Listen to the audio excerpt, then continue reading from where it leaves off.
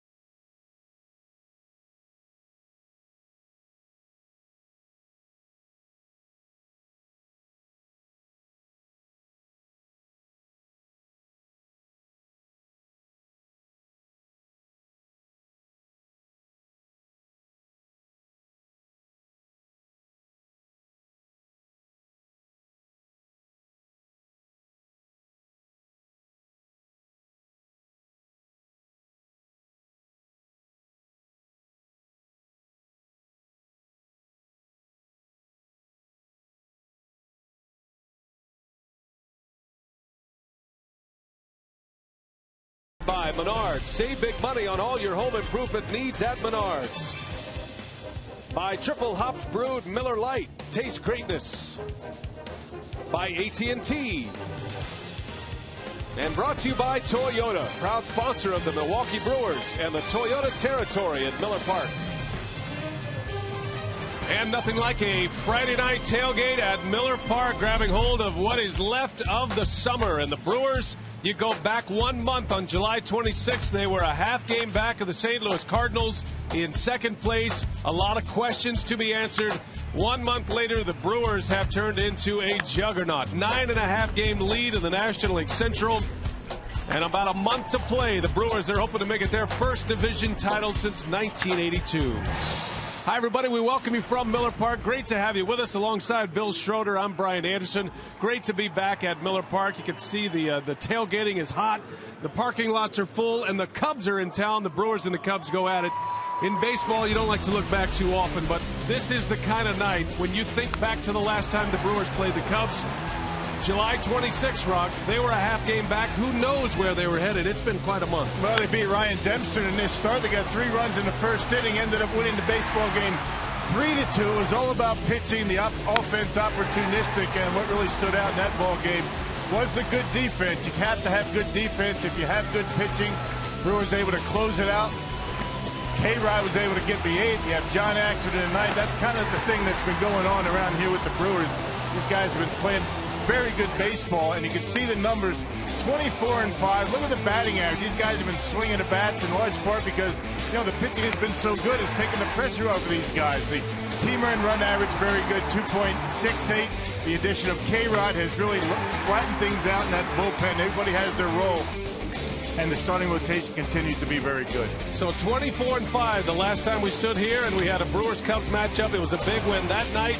Will it be another one here tonight? The Brewers making a trek to the postseason, and Randy Wolf, the Howler, is on the mound tonight against the Cubs. Game 1 of this 3-game series coming up next on Fox Sports Wisconsin.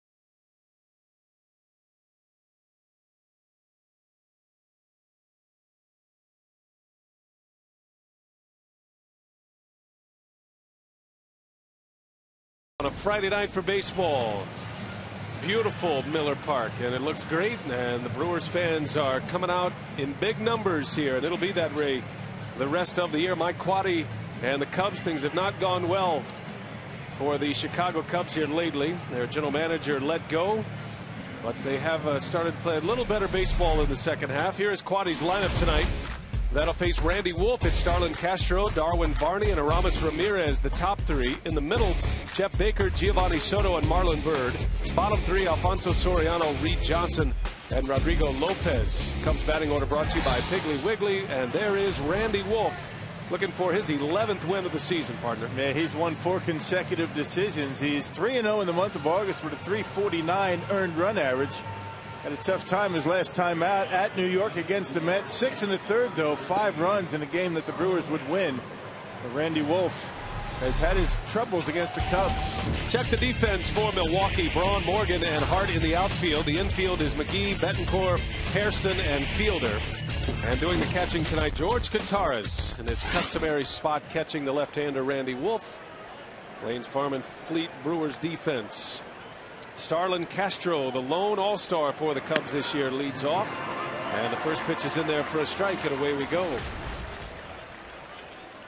The Brewers come in at 78-54, 24 games over 500, and 9.5 games up in the division. As Castro rips one deep left center field. That is way back and gone. And the Cubs started with a bang tonight. A leadoff home run here in the first inning. Now this offense for the Cubs is not the reason why they are having such a tough time this year. These guys can swing the bats. They're third best in batting average and ninth in runs. You can see Starlin Castro, one of the best young players that you're going to see. A fastball right down the middle of the plate, and he puts a charge into it. And no way that baseball is going to stay in the ballpark. Castro not known as a big home run hitter yet. Many expect him to be at some point in his career. That is just his 8th home run of the season. And he gives the Cubs a fast start here tonight. 1-0 Chicago with Darwin Barney at the plate. Cubs are coming off a series loss against the Atlanta Braves. Dropped 3 out of 4 in that series. The Cubs have actually lost 4 of their last 5 games. But they did string together a 7-game winning streak in the second half just a couple of weeks ago. There's a little cue shot. Fielder shovels it over to Wolf for the first out of tonight's game. Yeah, we talked about their offense has been pretty good this year. The problem for the Cubs has been defense and pitching. You know, the Chicago pitching staff next to last in earned run average. They're near the bottom in just about every category. And their defense has been dreadful at best. You wonder how many of these current Cubs will be in a Cubs uniform next year. Especially this guy right here, Aramis Ramirez. Ramirez with 24 home runs, 83 driven in. And he comes in batting .311, and he comes in swinging early and often. He's putting up monster numbers in the month of August. A .438 hitter this month. Most of that covered in a current 14-game hitting streak, where he's hitting .537 during the 14 games. And he rips that one down the left field line. That's going to stay fair, and that's an extra base hit. Braun up with it. Throw to second is late, and it's a double. And it's a 15-game hitting streak for Aramis Ramirez. Yeah, he got off to a dreadful start this year, but when it's all said and done, he's going to end up with 30 home runs, 100 RBIs, and be around 300. He has been red hot lately, and you throw a fastball anywhere near the plate, you're in trouble.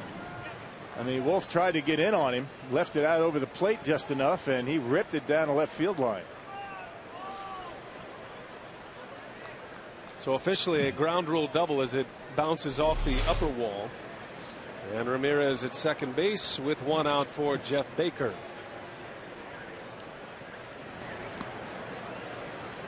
That's a key series for the Brewers. They want to keep it going here. There's always that rivalry with the Chicago Cubs, no matter what the records are. And the Cubs start play today 57-74. Brewers are trying to continue their success at home.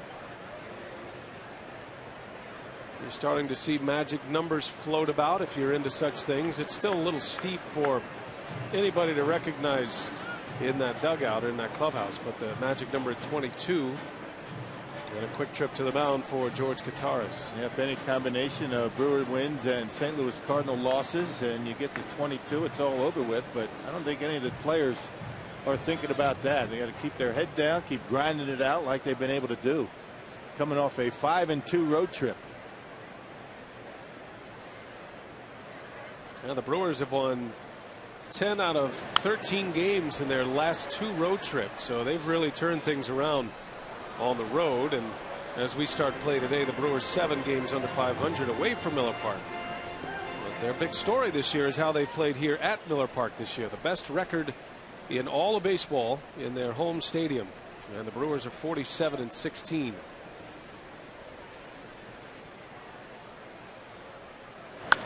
Baker rips one right field. Hart is over, and he's got it for the out. Ramirez is going to tag, and no throw. Ramirez will make it to third. Second out of the inning on a well hit ball from Jeff Baker. How good have the Brewers been at home? 47-16. The batting average over 280. Scoring at 5 runs per game, and the earned run average has been very good. And when the Brewers are giving up some runs, they're scoring a lot of runs when they're not scoring a lot of runs. Seems like the pitching staff is holding the opposition down. And you have a 3.30 ERA in this ballpark, which is considered to be a pretty good hitter's ballpark. That's pretty good. And the bullpen has been very good. And if you're into those numbers, 18 of the last 30 games are here at Miller Park. So the schedule really shaping up well for the Brewers. And it's not just with home games either, as you see Giovanni Soto. Home games with off days and off days at home. It's going to be a lot of scheduling problems in Major League Baseball, especially with the hurricane coming through and hitting land.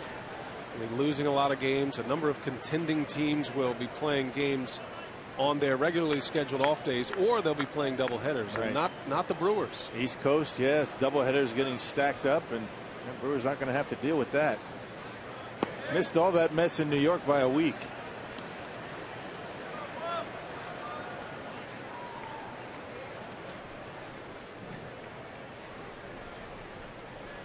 Well, the Brewers will have 3 against the Cubs. They'll have a day off on Monday. As Wolf walks, Giovanni Soto in a rough first inning here for Randy Wolf, third base runner of the inning. He'll face Marlon Byrd. Upcoming schedule: the second place Cardinals will have the Pirates. They'll be here in Milwaukee next week, Tuesday, Wednesday, and Thursday, and then home against the Reds. And of course, the Brewers will be in St. Louis. And you see what the Brewers have coming up. All the games important, particularly those 6 games against the Cardinals coming up. And those will be the final 6 against St. Louis this year in the regular season. So yes, the lead is 9.5, but certainly the Cardinals are looking at the Hail Mary to try to get back into the race, looking at those 6 games head to head.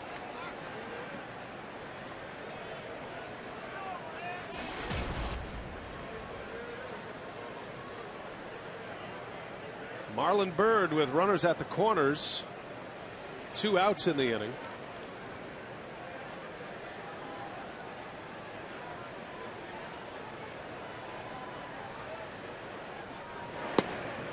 Byrd still wearing that protective flap on his helmet. He was hit in the face in May by a pitch ball in Boston.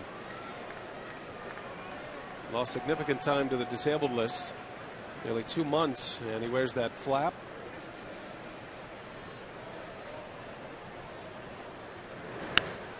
Bouncing ball to short. There is Betancourt, and he makes a play for the out, and Wolf is out of the first inning. Cubs get a run on a home run by Castro.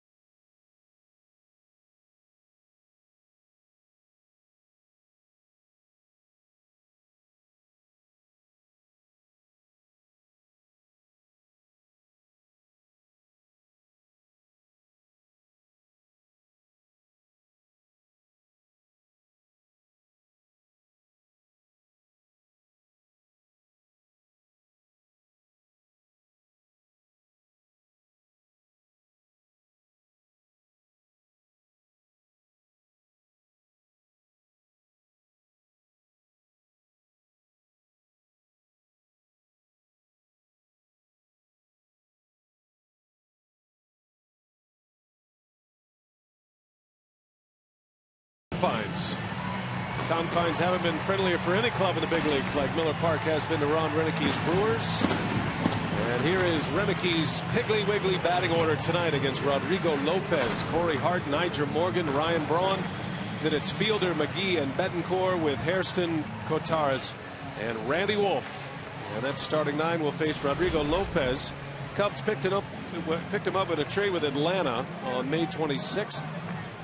And he has bounced around in his big league career. He has found a home for the time being with the Chicago Cubs. Yeah, had some good years with the Baltimore Orioles. He was a 15-game winner, with the Orioles a few years ago. 21st appearance, 11th start for Rodrigo Lopez, and an ERA just under 5. He's 1-1 with a .519 earned run average against the Brewers.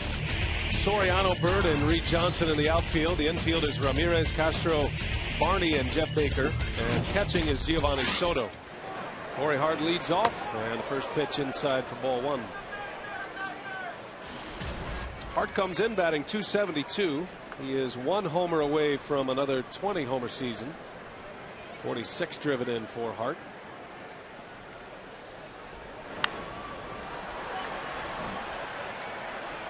Looking at some of the numbers today, the Brewers made a move with Corey Hart in Colorado. Remember, the Brewers had lost the first 2 games after the All-Star break, so Ron Rinicky feeling like the offense needed a little boost.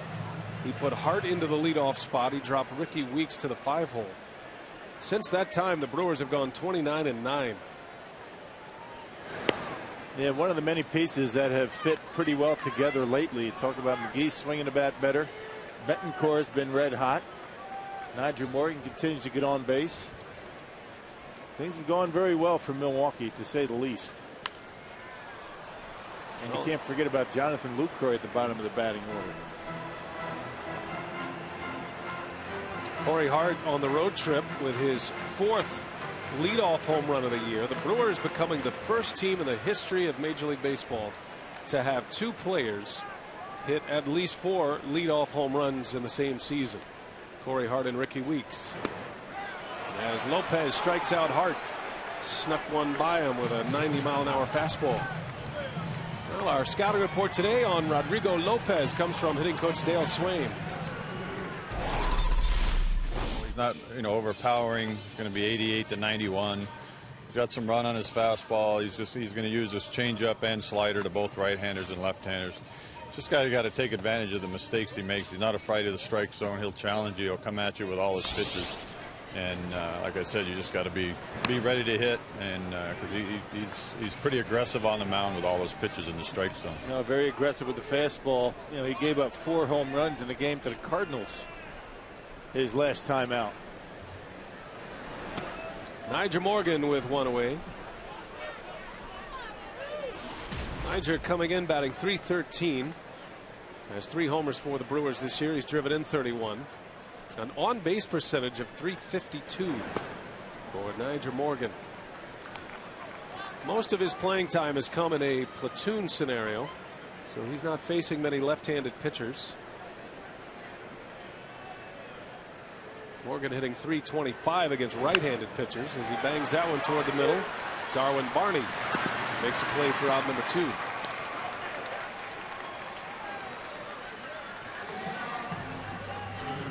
Rodrigo Lopez, 35-year-old right-hander. You see his last 3 outings. The 5 1/3 is a common theme for Lopez. You see him around maybe 2, sometimes 3 times through the batting order. And he's aggressive, like Dale Swain was talking about. Not many walks, not many strikeouts, but the 5 runs that he allowed against the Cardinals, all coming on home runs, 4 of them that he allowed. And he's not afraid to throw that fastball that, again, 89 miles an hour right down the middle of the plate like that.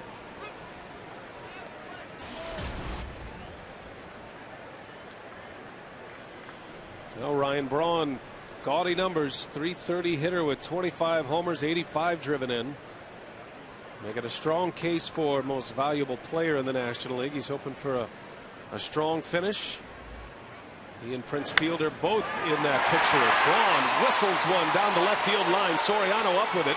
And Braun's going to challenge the arm. The throw is late, and it's a hustle double for Ryan Braun.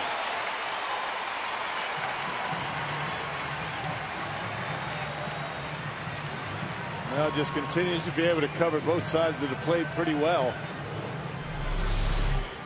You see Lopez trying to come inside, and it looked like it was that slider that didn't do a whole lot. And Braun able to rip it right by Aramis Ramirez. Soriano with not a very good throwing arm, and Braun knows it. He takes second base easily. And Ryan Braun safe at second, safe and secure. New York Life. 2-out double here is Fielder.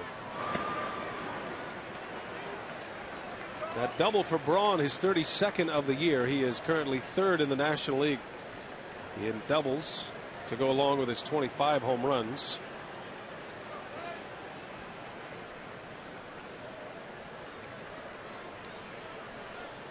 Justin Upton is the league leader in doubles. He has 35 at this point. Can't imagine that Lopez would be too aggressive pitching to Prince Fielder with a base open at first. They're going to allow him to throw some pitches to him. You wonder how aggressive he's going to be in the strike zone. You got Casey McGee on deck. 3 left-handed bats in Ron Renicke's starting lineup, including George Kataris tonight.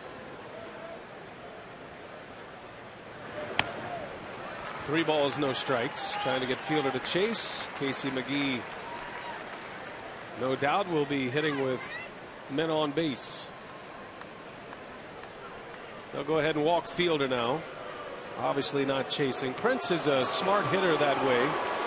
He knows the situation, knows when pitchers are trying to work around him, and he doesn't bite.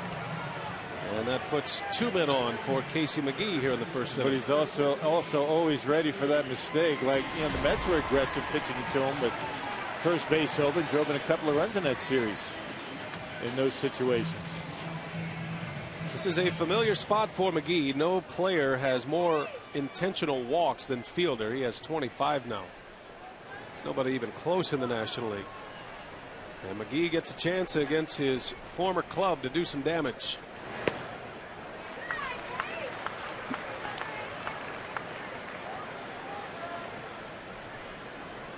Casey has always had good success against the Cubs. Certainly plays with a chip on his shoulder after being let go by Chicago, taken off the roster. And the Cubs' loss was the Brewers' gain beginning in 2009. McGee got a look at 08 with Chicago, September call-up, but Aramis Ramirez firmly entrenched at third base. McGee had nowhere to play.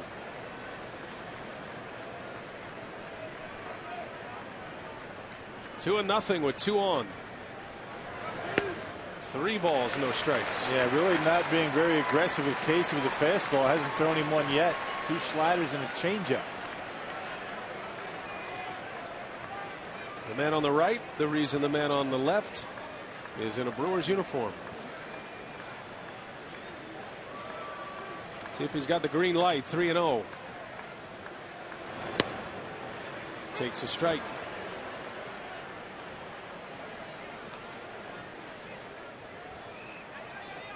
Braun with a 2-out double. Fielder intentionally walked.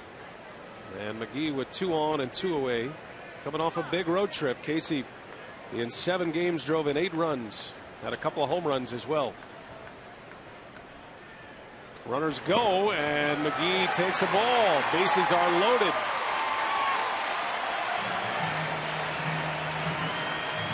Threw 1 fastball in that whole sequence to Casey McGee. That was the 3-0 pitch. A couple of changeups, a couple of sliders. Pretty much going against the theory that he's going to be aggressive in the strike zone with his fastball. Interesting that both base runners took off. Braun on the lead end. That's something Ron Renicke has tried to do more of in spots like that. You know, a pitch to decision. Because you think about it, an extra base hit, one down the line or in the gap, that gives Fielder a great chance to score. McGee patient enough to take the pitch, and now the bases are loaded for UNIB.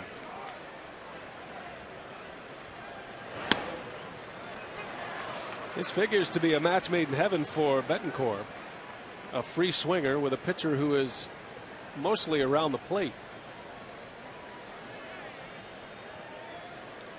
4 career grand slams for Uni. Fouls that one back. 0-2. Had a good pitch to hit. Yep, fastball in the outside corner to start him out, and a slider that hung up in the zone. See the numbers for Lopez. .348 opponent batting average with the bases loaded in his career. Wow. Hard to imagine you can hang around long with those kind of numbers. But he's got Betancourt 0-2, and Uni pops it up. This is going to get Lopez out of the inning. And the Brewers strand the bases loaded in the first. 1-0 Cubs. We go to the second.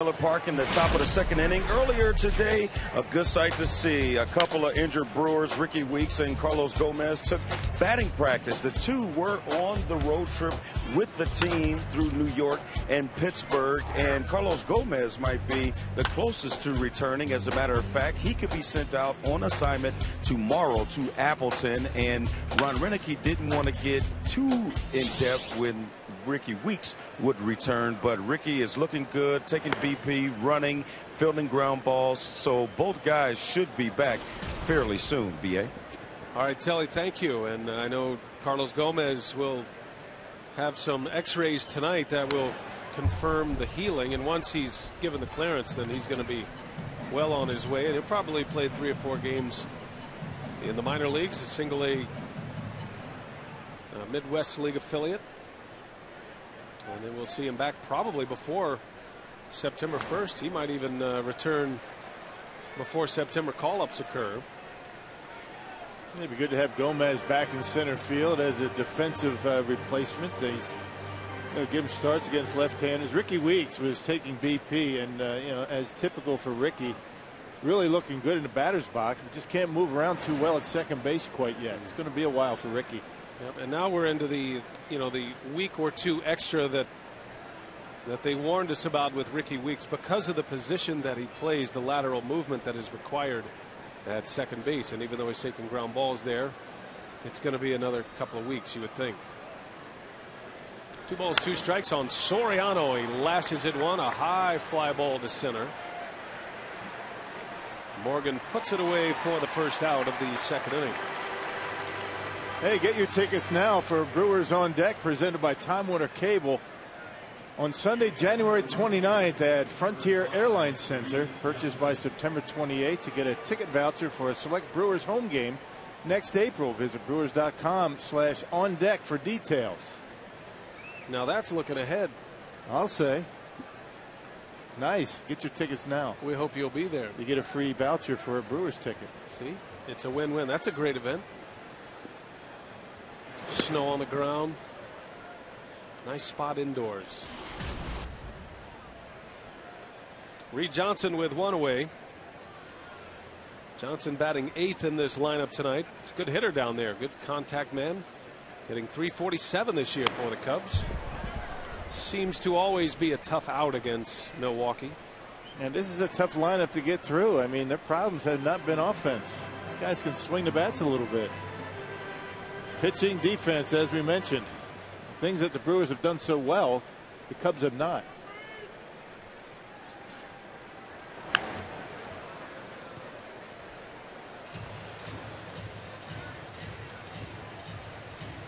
Johnson has been a hot hitter this month as well. He and Aramis Ramirez staked to a big run in the month of August. A .412 average for Reed Johnson.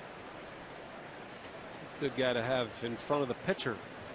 Some extra base hits. He's got some home run power. Wolf, a narrow miss. My Randy really establishing fastball first time through this lineup. Throwing a lot of fastballs at about 89 miles an hour.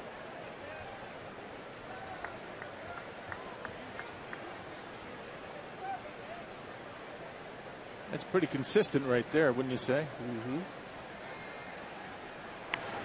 Bouncing ball over to McGee. Casey makes a play for out number 2.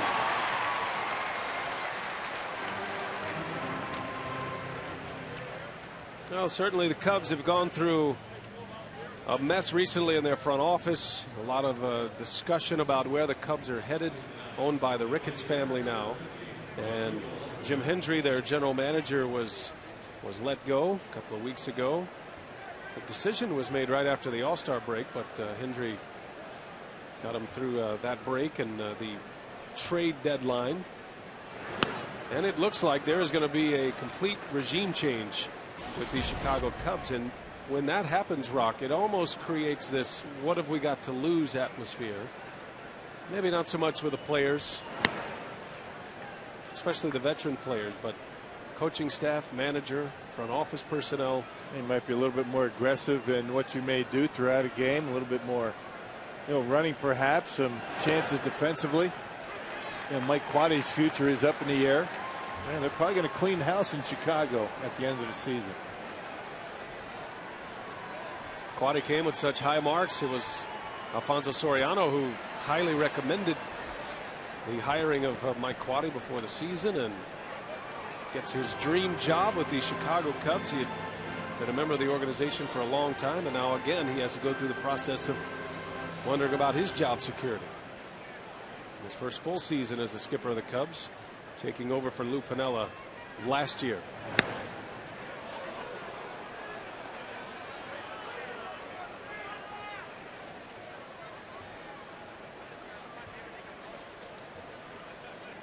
Two balls, two strikes. Randy Wolf against his mound opponent, Rodrigo Lopez. And making him work a little bit here.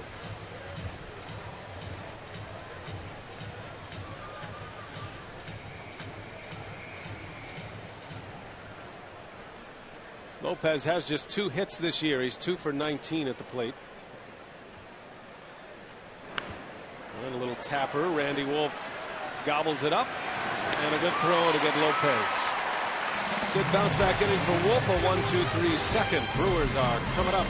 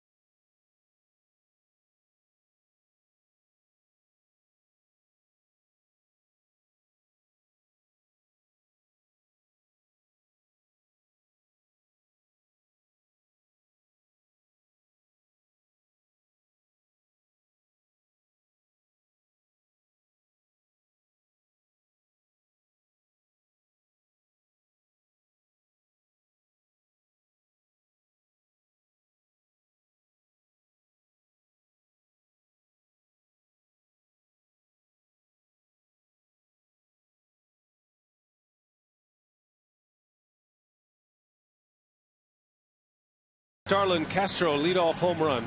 Just a reminder, you can still catch all your high school football while you watch the Brewers tonight, thanks to Fox Sports Prep Zone. Log on to foxsportswisconsin.com, click on the Prep Zone tab to watch up to 4 high school games all at one time, live right now. It's West Salem at Onalaska. You got Madison West and Verona, Racine Park and Cedarburg, and a game that you can see tomorrow, De Pere versus Bayport. That's all in the Prep Zone, foxsportswisconsin.com. You can also have mobile highlights sent to your phone. Just text Prep Zone to 234-234.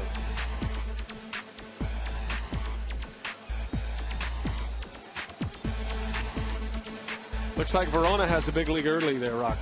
This is real time. We're talking here 21-0 over Madison West. Amazing, the technology. Yeah. Watch the Brewer game. You have your computer right next to you, right? That's right. You watch them both. Yeah, we're not encouraging you to turn the Brewer game off. I hope that's not worth it. No, we want you to enjoy the extreme multitasking tonight. Big crowd tonight. Be pushing a sellout here at Miller Park. And expecting big crowds the rest of the season. We do have some tickets available for the Tuesday, Wednesday, Thursday matchup against the St. Louis Cardinals. Hope you'll make plans to come out and join us. All across Wisconsin, school starts next week. So try to squeeze another ball game in before school is back in. And then you certainly have to be a part of the pennant race. School or no school, teachers will understand, right? Right. You would hope so. They'll be out here with you anyway. Biggest lead in franchise history. Despite giving up a half game yesterday, the St. Louis Cardinals beat the Pirates. Jerry Hairston Jr. second base and batting 7th tonight. I was talking to Jerry earlier. He might be the only guy in the big leagues that is in both sides of a platoon. He is the platoon center fielder with Niger Morgan, and typically plays second base when a right-handed starter is on the mound. Normally you're in a platoon because you don't hit well against same-side pitchers. Yeah, but Jerry Hairston's been swinging the bat pretty well regardless of where he's been playing, second base or center field. And if you're in a double platoon, that means you're pretty much in there every day. Is that right? Yeah, pretty much. If you're playing second base against right-handers and center fielder against left-handers, yeah, you're in there. That's a good gig. Yeah, every day. Hairston, I'm not sure where. He's done a nice job filling in for Ricky Weeks.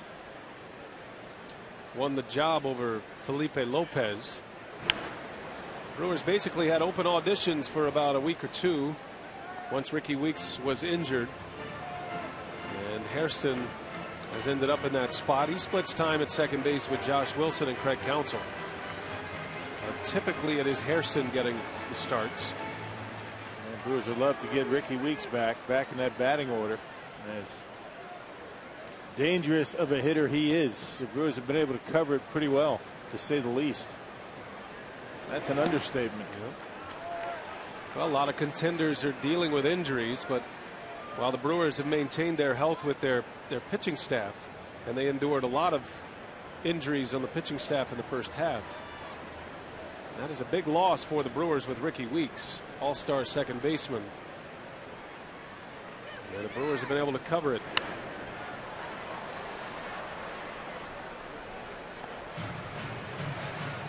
And we're not talking about covering it offensively all the time. It's been the pitching that has really been the story. From the beginning of the year until right now, the 6 starters that have made starts for Milwaukee, the bullpen has been so good. You can only imagine when the Brewers get Ricky back. 2-2 on Hairston. And a soft liner that's going to fall, a base hit. So the Brewers putting some base runners aboard against Rodrigo Lopez. Already the 4th base runner through the first 7 batters. Say, as part of our Fox Sports Supports charitable initiative, we are proud to wear these pins during our 2011 MLB on Fox Sports Wisconsin season to support Stand Up to Cancer and their work to fund groundbreaking research that helps accelerate treatment to patients. For more information, please visit standuptocancer.org/Fox Sports. Here is George Kottaras with a man on, nobody out here in the second inning.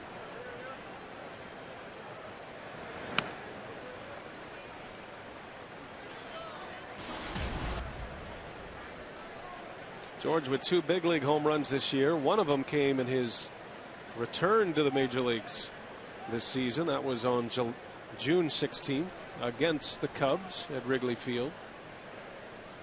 He had a home run in his first game back, in his first at bat. He's got some good pop from the left side of the plate, and it's very difficult to stay sharp, you know, not just at the plate but behind the plate when you're only playing once a week. But George has been able to do that. Respectable, you know, batting average, you know, 234, a couple of homers.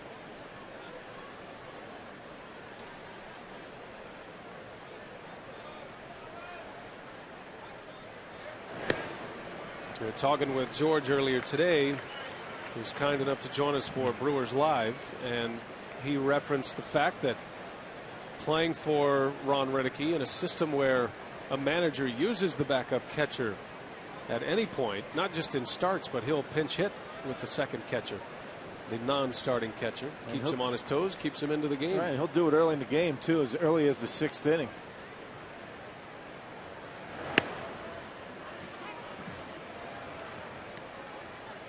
No question Kottaras has power. The numbers across the board don't show a big home run hitter, but you have to remember his at-bats are sporadic. Kottaras hit 4 homers in AAA in 29 games when he was playing every day.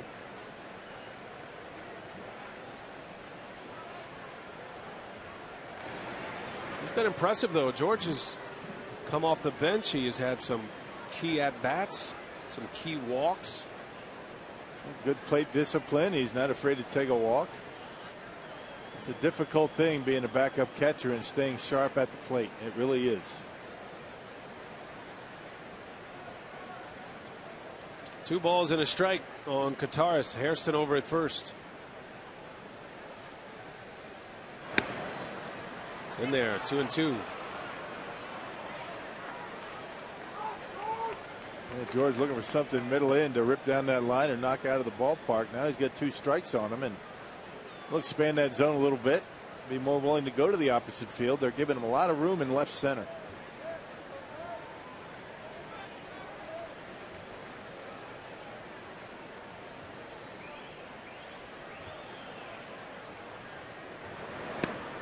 Well, he got him. Kottaras takes a call, strike 3. So whatever George was guessing about, Lopez outguessed him. And fastball right down the middle. And very similar to the pitch that Corey Hart took. The first batter for the Brewers in the game.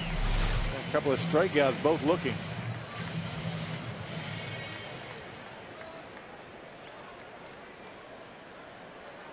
Now here is Randy Wolf now with Hairston over at first.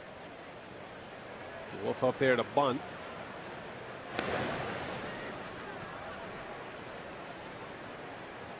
Sacrifice bunts, sacrifice flies. The Brewers have completely changed their game offensively this season compared to last.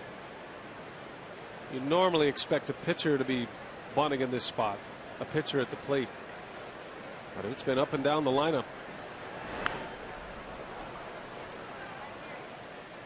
Yeah, the Brewers lead the National League in sacrifice bunts. They're second in sacrifice flies. And the little things are a lot of times the difference between wins and losses. The Brewers pitching staff have done a very good job dropping down bunts. A number of those sacrifice bunts have been squeeze bunts, either the suicide squeeze or the safety squeeze.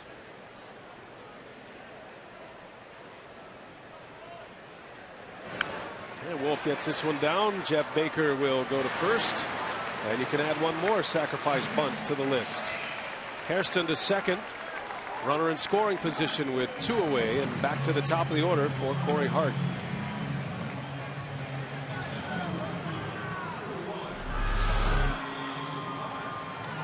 Good technique by Wolfie. He gets in front of the batter's box. You can see how far up he is. That gives him a little bit more room to work with. A little bit easier to keep it fair, and bunts it toward first base. Well done. That was the Brewers' 71st sacrifice bunt this year. We'll see if Hart can cash in on the bunt by Randy Wolf. Corey struck out looking in the first inning.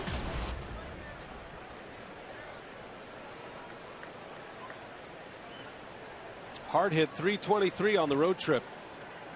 Had a home run. He was 10 for 31 on the 7-game road trip. And a big cut and a miss. Changeup after falling behind 1-0. It's not a true changeup. It's more like a BP fastball. You know, the fastball for Lopez about 89 miles an hour. And the changeup about 83.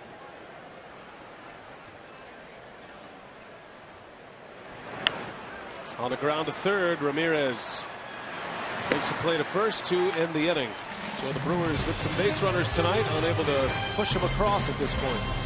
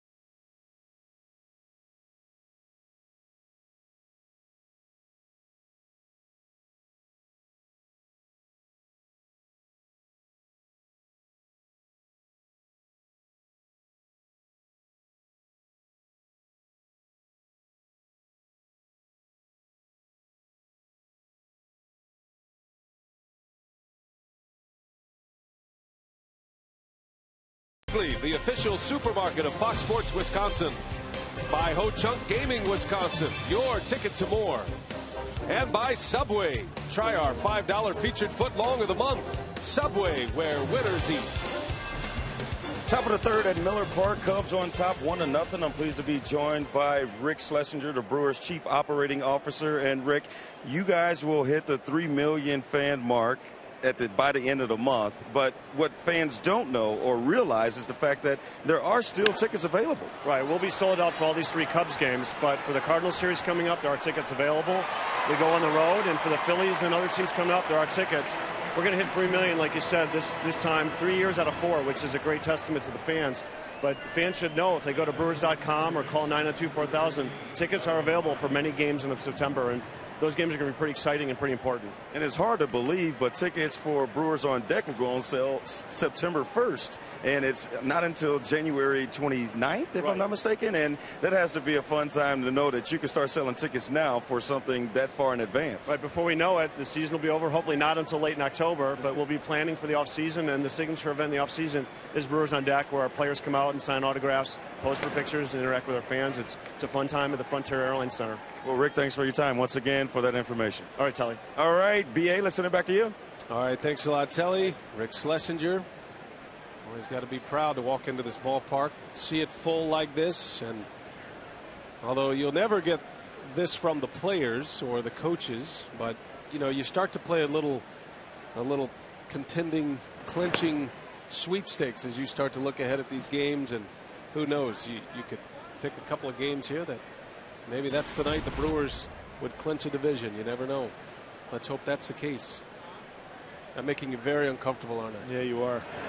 It's okay, though. I mean, that's the stuff that we deserve to be talking about, right? Got to be planning ahead. Brewers fans, yeah, enjoy this, right? I mean, 9.5 games up. Those are the kind of things you talk about. Enjoy the ride. That's what it's all about. That's what you come out to the ballpark for, to see a first-place club talk about things like postseason. Get excited. 2 balls, 2 strikes on Darwin Barney. Big chopper over to fielder. And Randy Wolf dropped the baseball. The ball got to him just as he needed to find the base. And he dropped it, and Barney is aboard. Almost the identical play for Barney as his first time up. You know, Prince able to range over. Pretty good throw by Prince. And Randy just dropped it. That's got to be an E1.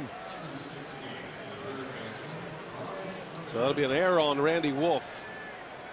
And a base runner for the red hot Aramis Ramirez. Yeah, that's the thing. You don't want to be making errors in front of a guy like Ramirez, who's been swinging the bat extremely well. Good feed by Prince. Yeah, just dropped it. Wolf committing his 3rd error of the year. Brewers have tightened up their defense in the second half. You can't win as many games as they have without playing better defense.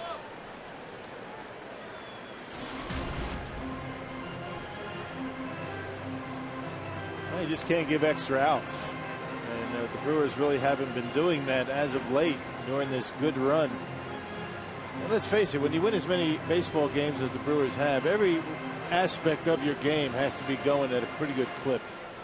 Offense, starting pitching, bullpen, defense, everything has to be working well. Doing the little things, dropping down bunts. In the air to center field. Back is Morgan with room. Looks like Barney's going to tag. And he will bluff. Nigel Morgan gets a good strong throw in. So 2 gone in the inning. And a runner still at first. Yeah, on Sunday, September 25th, the Brewers take on the Marlins, and all fans in attendance get a Randy Wolf bobblehead. That's compliments of Robert Hack Diamonds. For tickets, call 414-902-4000 or visit Brewers.com. I tell you, Aramis Ramirez will swing at the rosin bag and flip it up there. I mean, that was a curveball down around his feet, and he went after it and hit it pretty good. There's that rosin bag right on the back of the mound. Looks like a baseball. Runner goes. Katara's throw to second, not in time. Barney steals second base. Right on the money for George. That's a good throw by Kataris. He's had a pretty good jump. You know, Wolf has a good move over to first base. Darwin Barney guessed right. First move, takes off and just beats the throw. Is perfect.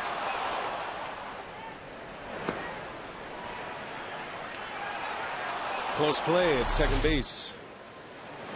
8 steal for Darwin Barney. The Cubs don't run much. It's only their 52nd steal of the year. And an early slide for Barney. I don't know if that's a slide or a fall. That is. But he made it. That is a desperation move. Saying second base can't get here fast enough. But he is in scoring position for Jeff Baker, who lined out his last time up and hits that one hard. Deep into right center. Corey Hart is back, won't get it. And this will bring in another run for the Cubs. Jeff Baker with a 2-out RBI double. There's and it's that 2-0 Cubs. Yep, the error comes back to haunt the Brewers. I tell you, Jeff Baker has hit the ball hard twice. That one a line drive bullet over Corey's head. Getting good wood on a fastball out over the plate. You know, Baker very good against left-handed pitching. And that's why he's at first base today. An all right-handed lineup for Mike Quaddy tonight. So the error proves costly for the Brewers. An error by Wolf. And now Giovanni Soto with a runner at second. 2-0 Cubs. Cubs got a leadoff home run from Starlin Castro.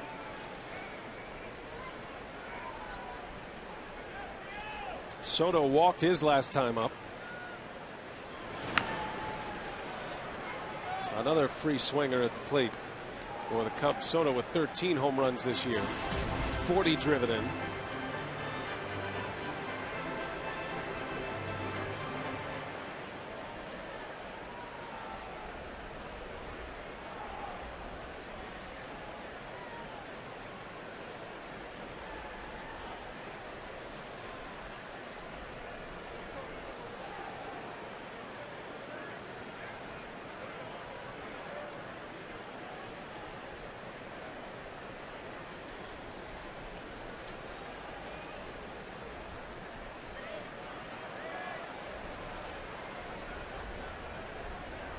You see the defense for the Brewers. They've got Betancourt way over in the hole. Baker's got a pretty big lead over there. That's why you saw Wolf try and fake him back to second, keep him close in the event of a base hit.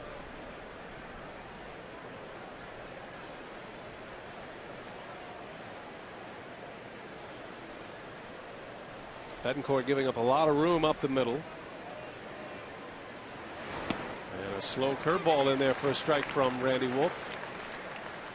It's one of his signature pitches, the slow curve. It's a pitch that typically is in the 60s, in the upper 60s on the speed range. And another one, and a swing and a miss. Soto cannot wait for it. He strikes out. And the inning is over, but the Cubs have added one to it. An unearned run makes it 2-0. Morgan Braun, fielder, coming up.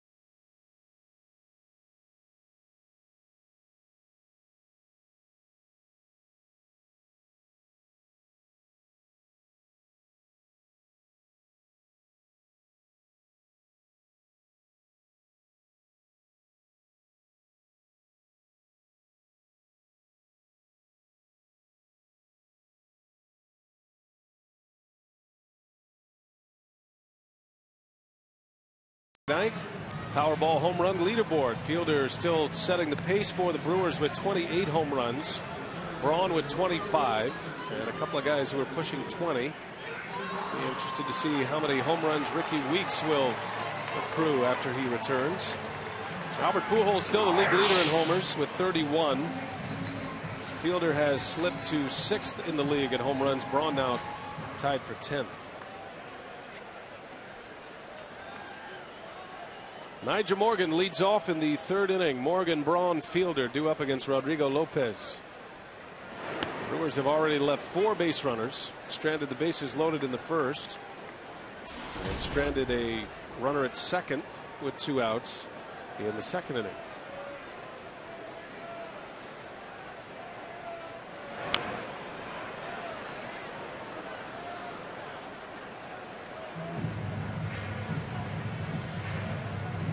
Morgan did not start on Wednesday. His last start was Tuesday and had a big game for the Brewers. Had a 4-hit game for Milwaukee. Drove in a couple of runs. Scored 2 runs. That was in an 11-4 win over the Pirates. So still holding on to some good memories from his last start.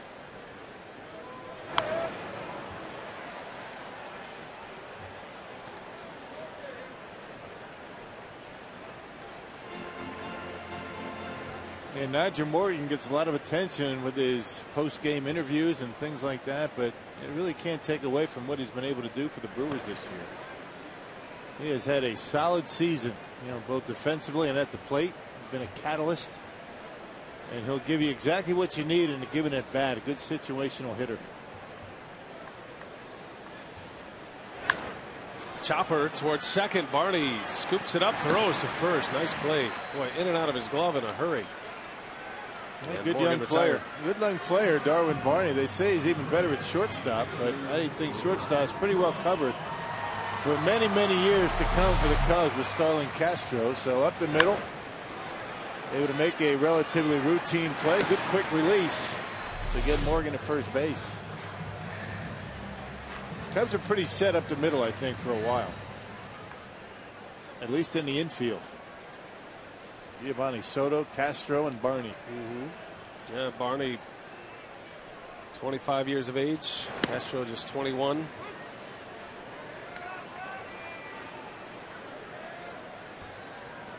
From Beaverton, Oregon, Darwin Barney.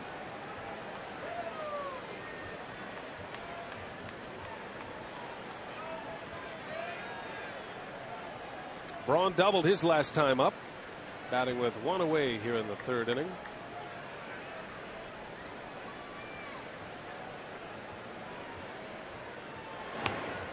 Brewers would like to get their offense on track here. They were shut out against the Pirates on Wednesday, a 5-hit shutout combined. 4 different pitchers for the Pirates in that combined shutout. And they had their chances in that game. They had runners on over the course of the ball game and could not bring them in. Yeah, those things are going to happen. I mean, as long as the Brewers have played, they've been getting breaks. Kind of surprising to Dale Swain that weren't able to score some runs in that game against Pittsburgh. But hey, you know, that stuff happens. You're not going to win every night.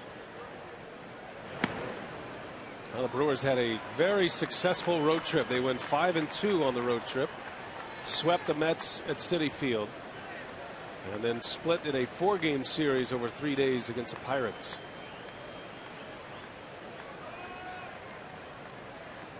The lead was 6.5 when they started the road trip. They came home, it was 10.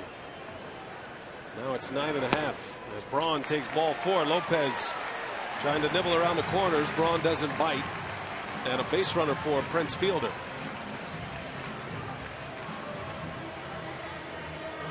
Now, and this time, no place to put Prince, so you figure Lopez is going to throw him some strikes.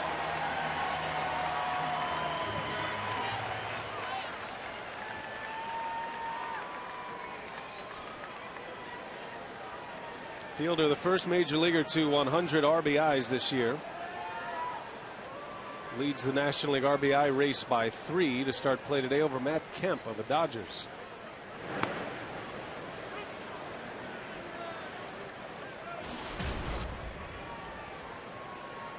Prince drove in 10 runs on the road trip. Did most of that damage against the Mets. Yeah, he was red hot against New York, but the Pirates pitched him pretty well.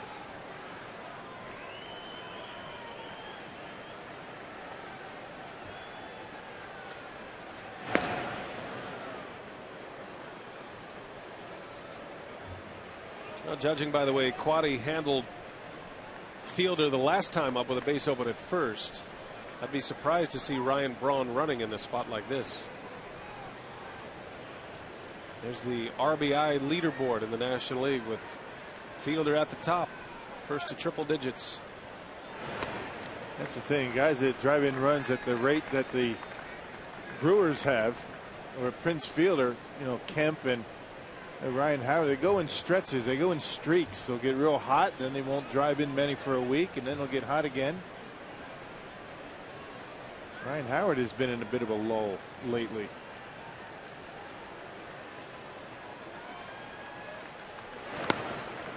Fielder takes another one inside. Kind of works against you both ways. As a run producer, you feel that burden to drive in runs and maybe go out of the strike zone a little bit. Fielder said he matured as a hitter when he started leaving it up to the men behind him to drive in runs. And that's one of the reasons Fielder has been able to push a .300 batting average. Comes into play batting .298. High fly ball, shallow center, back is Castro, and Bird will make the catch for the out. And Lopez has been doing a pretty good job keeping the ball in the corners. I mean, this business about throwing fastballs down the middle, he really hasn't been doing much of that. He's done it twice. to get called strikes. And check out Prince, a kind of a golf shot. A pitch down and in, just missed it.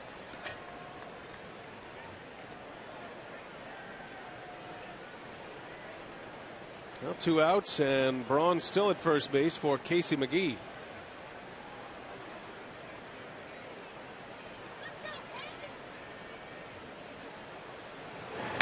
Now's when you take off if you're Ryan Braun.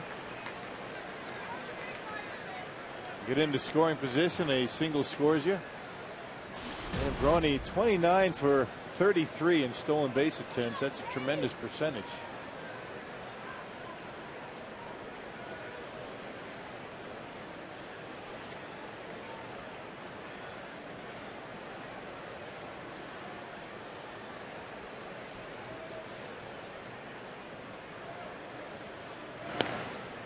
Soto has a good arm behind the plate. Does a good job holding runners, throwing out runners. Just by the essence of his stuff, you know Lopez is a guy that holds runners well.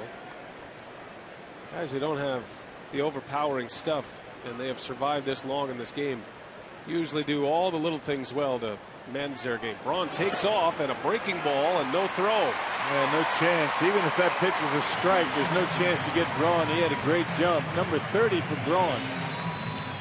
A bit of a milestone for Ryan Braun. With every stolen base, it is a new career high for Braun. You see that jump. That lead was huge, and he got a good jump. And no chance. And Soto with a pitch down and away, and didn't even bother making a throw. Well, now a base hit. The Brewers can put one on the board. For the 3rd straight inning, the Brewers have had someone in scoring position.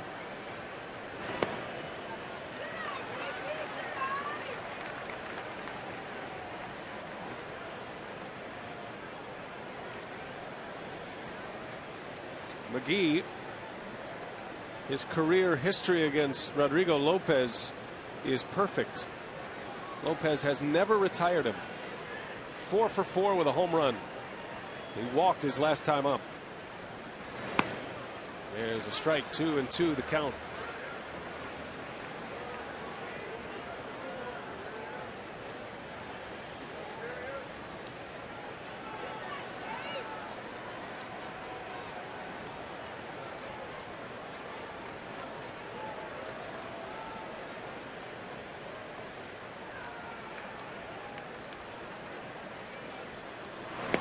Got him. Lopez strikes out McGee, and the inning is over. And again, the Brewers strand a runner in scoring position.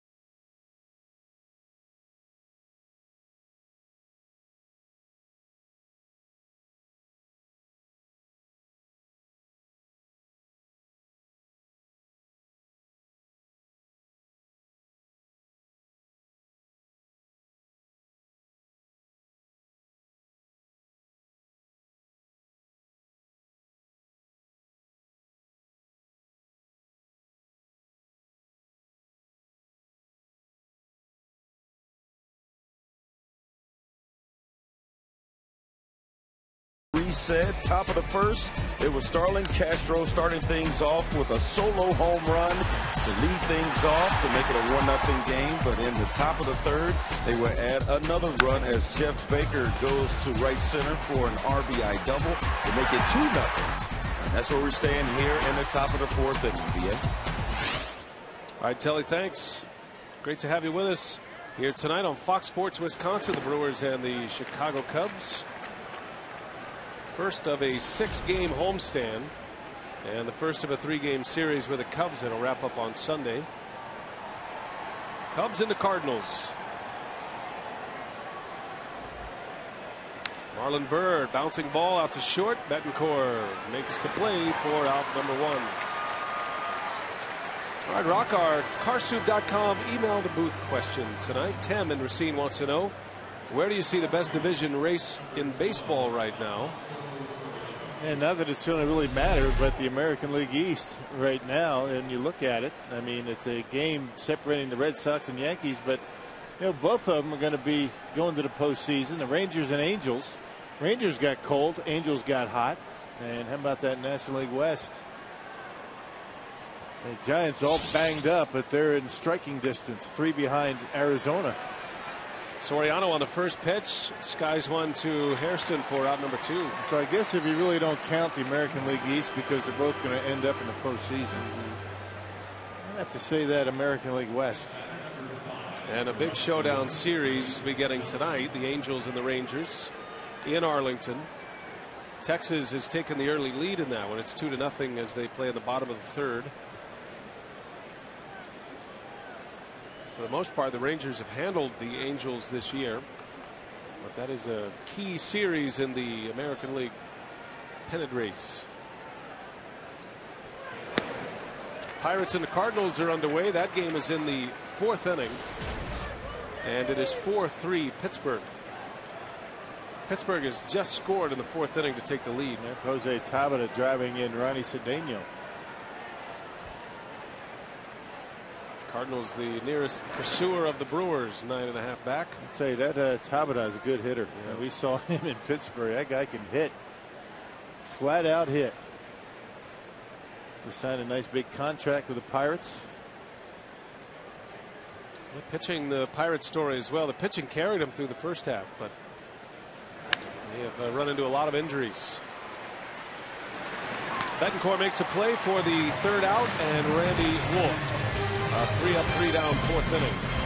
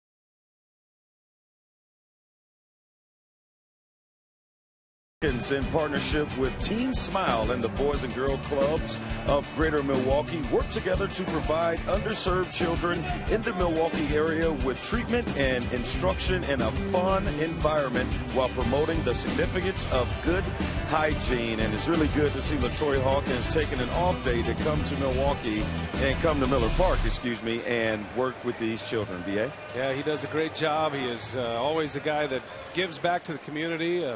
Seems like a guy that's up for that Roberto Clemente Award every year. And we tip our hat to LaTroy Hawkins. Yeah. Way to go. Always want to showcase the players who do the work in the community. Yeah, he gets it. He gets the responsibility of a major league player. BETANCOURT on the first pitch. Bouncer to first base for 1 out.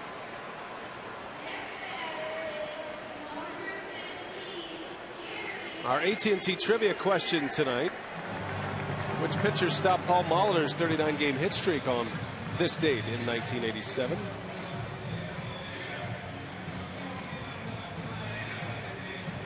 Good question. That's a good one. You were on that team. Do you remember? I do. I saw Paul Molitor last weekend in Minneapolis. He was very kind in his comments about the Brewers organization. He works for the Minnesota Twins organization, and he goes around the minor leagues and teaches kids all aspects of the game of baseball. And in classic Paul Molitor style, he goes, maybe I'm not doing such a good job. Which I'm sure they would all disagree with. Right. There are not many aspects of the game that Paul Molitor could not speak intelligently on.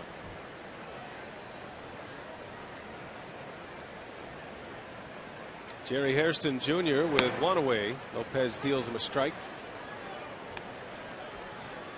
Lopez is one of those pitchers, the longer he goes without giving up runs, he starts to put the pressure on the offense a little bit. Hitters feel like they should get their hits, score some runs against Lopez without that overpowering stuff. But as this game continues, these at-bats become more pressure packed as Hairston pops up in foul territory. 2 gone. Well, you get these control pitchers and they're able to put the ball on the corners, keep it down, change speeds. He's been changing speeds with his fastball, and he'll throw a cutter type breaking pitch and then one with some depth, more of a slider. These guys get hot and they can get on a roll. They get early confidence, which he's been able to get. Well, we'll see how he pitches George Kataris. Kataris, in his entire at-bat in the second inning, was sitting on a breaking ball. He never got one. He got a bunch of fastballs and ended up taking a called strike 3. Never took the bat off his shoulder.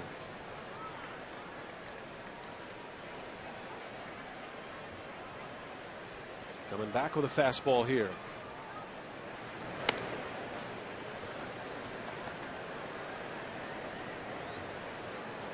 This goes to show you don't have to throw hard to be successful, right? You're throwing 85 to 88 with the fastball and locating it well, surprising Brewers hitters, keeping them off balance. Like that. Takes a little off. That's that BP fastball at 82 miles an hour.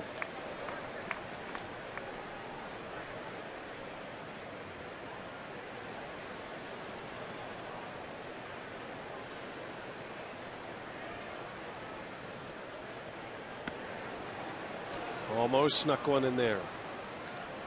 2 balls, 2 strikes. Kataris, a very patient hitter, especially for the limited at-bats he gets throughout the season. Not afraid to go deep in a count.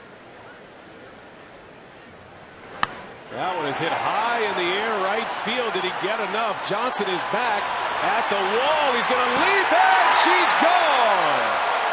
A moonshot from George Kataris. Brewers are on the board as George goes deep. 2-1 Cubs. Yeah, nice to have your backup catcher to give you some instant offense. 2 outs, nobody on. Lopez tried to sneak one in on him. And Kataris with number 3 this year. Comes with 2 outs and nobody on.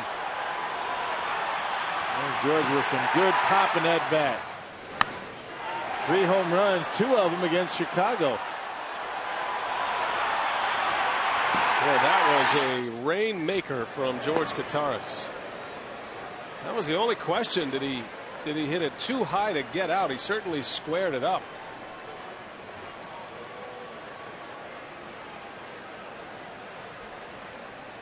Well, the Brewers get a big pop from their 8th place hitter, backup catcher George Kataris. What a shot in the arm that is. Out over the plate, up in the zone, and almost as high as it was far. And knocks it into that Cubs bullpen. That would have been good to gauge with the roof. A roof scraper. Randy Wolf strikes out. Inning is over. But George Kataris goes deep, and the Brewers are on the board for the first time against Rodrigo Lopez.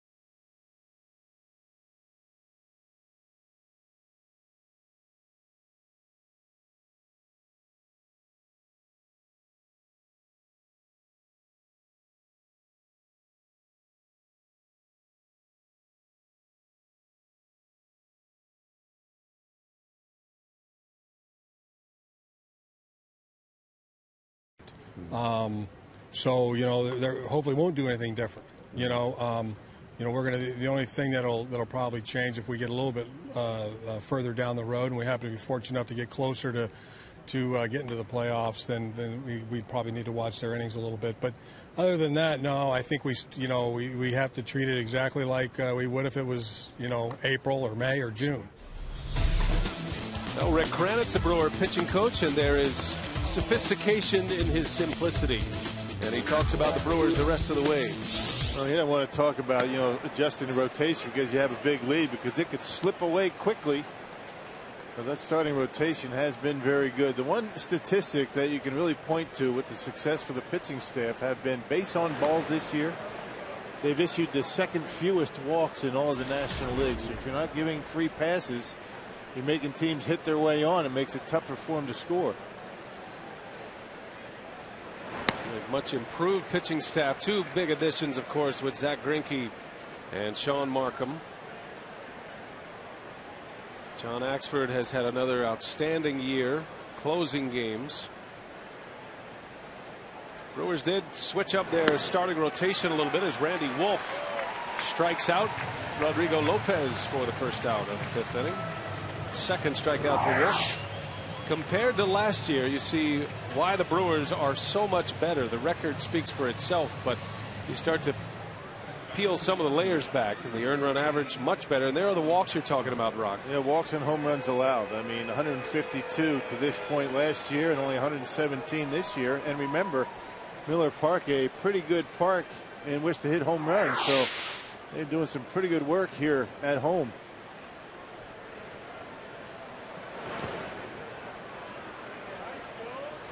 Brewers are going to go with Gallardo tomorrow, and then Zach Greinke on Sunday. They are going to skip Chris Narveson with a couple of off days instead of having all of the starters bump back 1 or 2 games, all 5 starters who are all pitching well, Narveson is the one who comes out for a couple of reasons.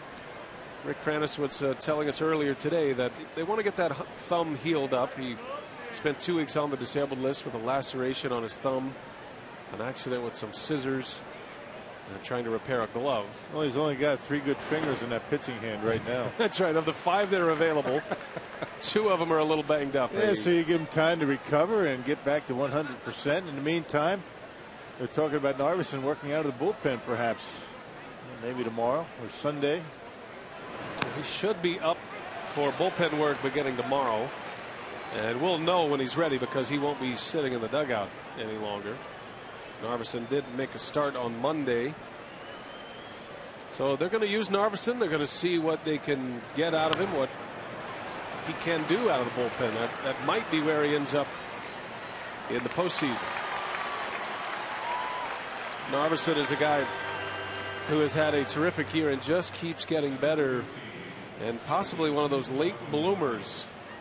Didn't really get going in his major league career and get established until he was 28 years of age. And he has been a terrific number 5 starter. You certainly wouldn't need 5 starters in the postseason. Some teams get away with only 3 starters. So I think Ron Renicky and Rick Kranitz are going to use the next 2 or 3 weeks to see what they have in Narveson out of the bullpen. Yeah, didn't do very well, last year out of the bullpen. He really came into his own last year as a starter, but this year against left-handers, and you're talking about Chris going into the bullpen probably to face some lefties. A .219 opponent batting average against lefties and has only allowed 2 home runs to left-handed hitters. So we'll see.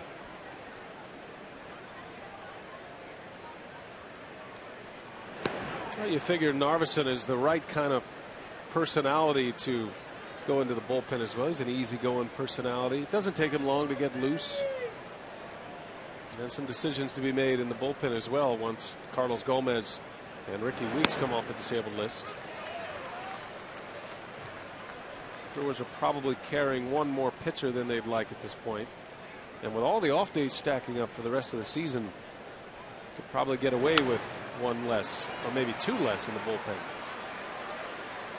Corey Hart settles under it to make the play, and that is the inning. So a 1-2-3 inning for Randy Wolf. Corey Hart ready to lead off the Brewers at the top of their order. 2-1 Cubs. Bottom of the 5th coming up.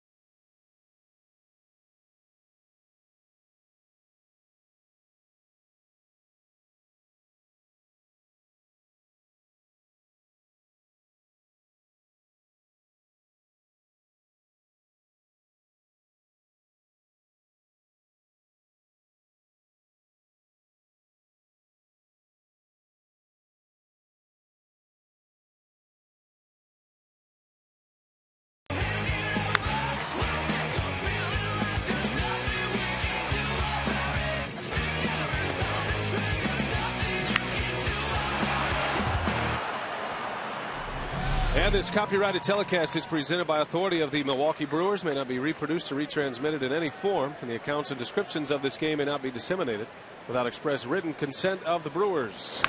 Corey Hart leads off, base hit left field. On the first pitch from Lopez. Third time through the batting order. We'll see if the Brewers can stake their claim on Rodrigo Lopez. Yeah, the only other 2 times that Lopez has faced the Brewers has been out of the bullpen, and they've hit him up pretty good.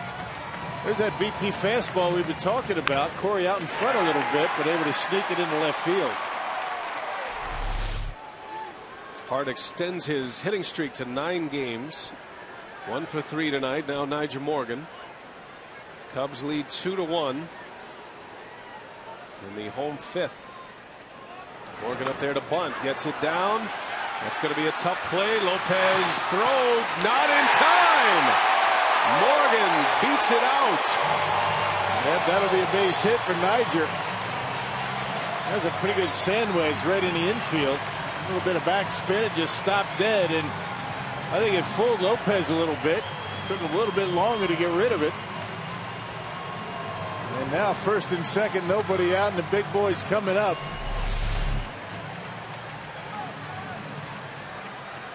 Well, it looks like the Brewers actually, perhaps Barney didn't have his foot on the bag. He never got his foot there, did he?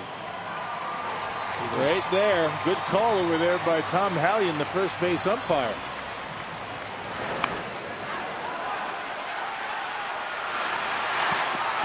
Let's see the way that baseball backed up after it hit the ground. Wish I could do that in the golf course. Well, the speed of Nigel Morgan. He didn't even get a great jump out of the box either. Slowed down a little bit. Works for a hit though. 2 on. Nobody out. Here is Braun.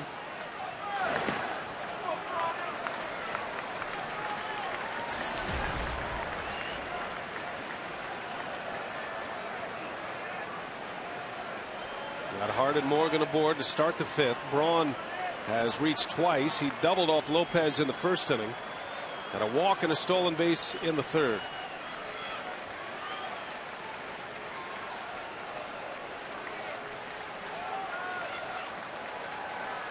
Brewers have thrived in spots like this here at Miller Park all season.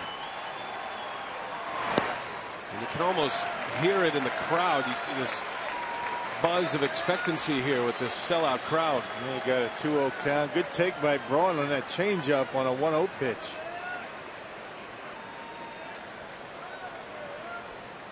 Braun sitting on 25 home runs, 85 driven in. 2 on, nobody out. And the 2-0, the runners go. Throw to 3rd, and it's not in time. A double steal for the Brewers. That's kind of risky. Boy, with Ryan Braun at the plate. Corey Hart with a very good lead, a good jump, and Niger watching him, making sure he takes off. He's able to steal 2nd. 3rd stolen base for the Brewers tonight.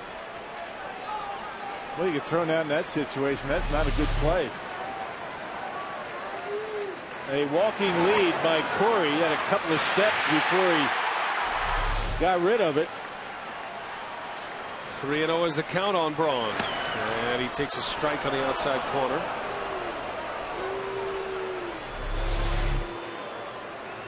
A couple of shuffle steps before Lopez, made his move to home plate. Good anticipation. Well, a base hit will put the Brewers on top. Morgan's got a huge lead at second base. 3 balls and a strike on Ryan Braun. And a drive into right field. Back is Reed Johnson. And that one is up and off the top of the wall. Hart will score. Braun into second with a double. And a wild throw into the dugout. And here comes Morgan. They're both going to score. Braun will score as well. The Brewers have taken the lead. Well, right now it's a double. I think the Brewers think that was out of here. A throw from the field into the dugout. Everybody gets 2 bases. A frozen rope by Ryan Braun to right. My goodness, can he hit? That looked like It was close to being a home run. It could go either way. I'm not sure the umpires will review it or not. Doesn't look like they will. So it officially goes as a double and an RBI. It's another error on the Cubs. And now fielder into right center off the end of the bat. Bird will make the catch. Yeah, it's probably going to go down as one RBI for Ryan Braun because Nigel Morgan was at third base when that ball went into the dugout. And check this out on the pitch out away from Brawny, a nice short stroke. Yeah, that's a good call right at the bottom of that yellow stripe and right. It did stay in the ballpark. That was not a home run. You know, the throw into the dugout, a two-base error, allowing Ryan Braun to score behind Morgan. And when the smoke clears, it is 4-2 Milwaukee. By the way, they have gone back and changed the original ruling on Nigel Morgan to an error on Barney and a sacrifice bunt. So 2 errors in the inning for the Cubs. 4-2 Milwaukee as Casey McGee pops into foul territory. This is playable. Soto is over and he's got it for the out. And 2 gone. Let's take it back to the Braun double. Yeah, Reed Johnson plays it off the wall beautifully. Hits the cutoff man. That's Darwin Barney. Not sure why he's throwing the baseball. But airmails Ramirez and into the dugout. 2 bases for everybody. And the fact that Braun hustles and gets to second base, he scores. Yeah, if that ball was released by Barney before Braun is at second, he only gets third.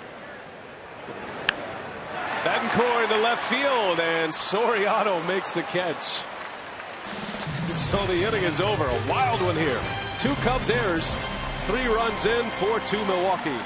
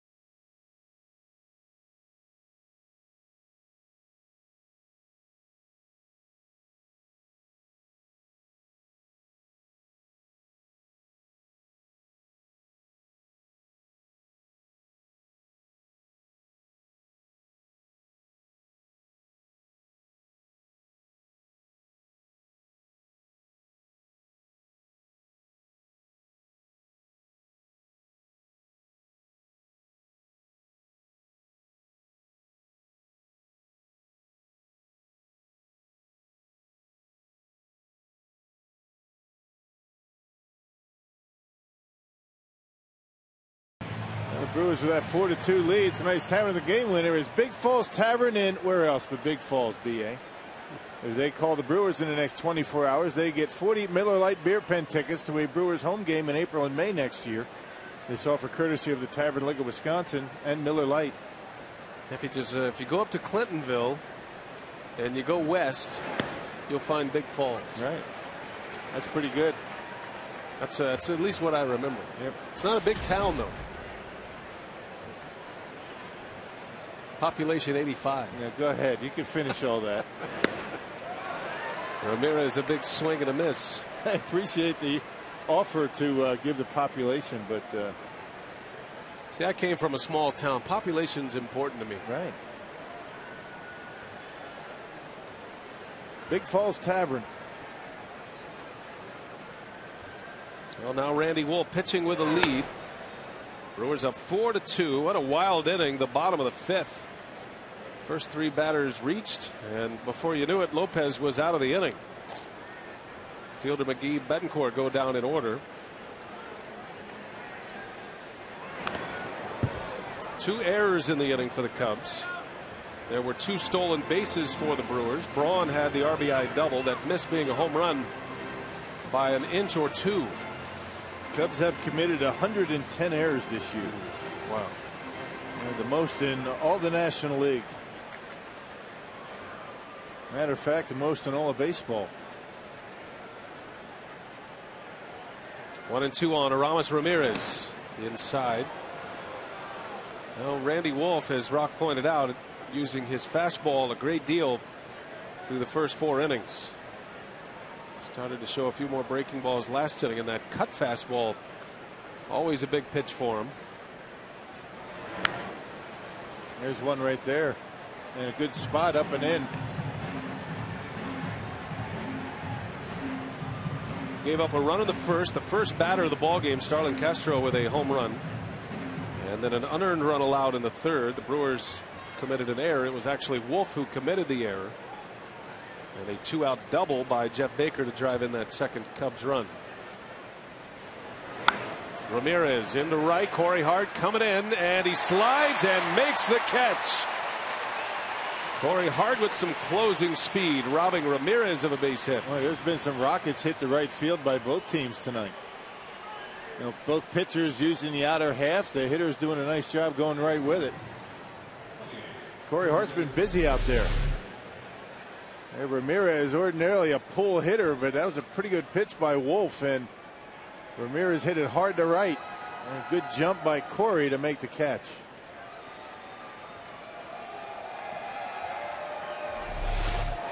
One gone. Here is Jeff Baker.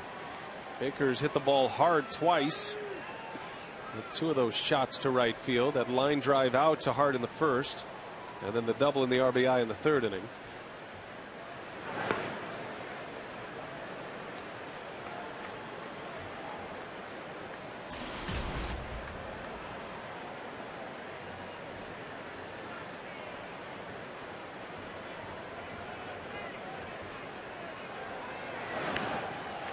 Out in front of a changeup from Randy Wolf. It's 2-1. He's thrown a couple of those tonight. It's something that he's added lately. Pretty good pitch in a hitter's count. We talked about Baker being pretty good against lefties, and he has a good batting average, well into the 300s against lefties this year. Matter of fact, Baker hitting at 340 against left-handed pitching. And he plays all over. He'll play a little outfield. He can play second base. Put him at third base if you need to. Carlos Pena, the big left-handed slugger for the Cubs, likely to be at first base tomorrow. I saw where the Cubs put Carlos Pena on waivers. He was actually claimed by the Yankees. The Cubs pulled him back. Not unusual. I guess you know, this time of year a lot of teams put many of their players, you know, on waivers to see if there's any interest out there. It doesn't mean you have to get rid of them. You can always pull them back. But with the way things have gone with the Cubs, and you know, the uncertainty of what's happening with the front office, I'm surprised that they pulled him back. Unload some of that salary. Baker draws a walk. And a base runner with 1 away. That'll bring the tying run to the plate here in the 6th. Get back to our AT&T trivia tonight. The question had to do with Bill Schroeder's years as the Brewers, or as a Brewer. Which pitcher stopped Paul Molitor's 39-game hitting streak? It was John Farrell, who was a rookie with the Cleveland Indians at the time in '87. I remember Rick Manning got the base hit to win the ball game. It was a 1-run win for the Brewers, and Manning comes up there as a pinch hitter. He gets a base hit and gets booed with Paul Molitor on deck. Never forget that.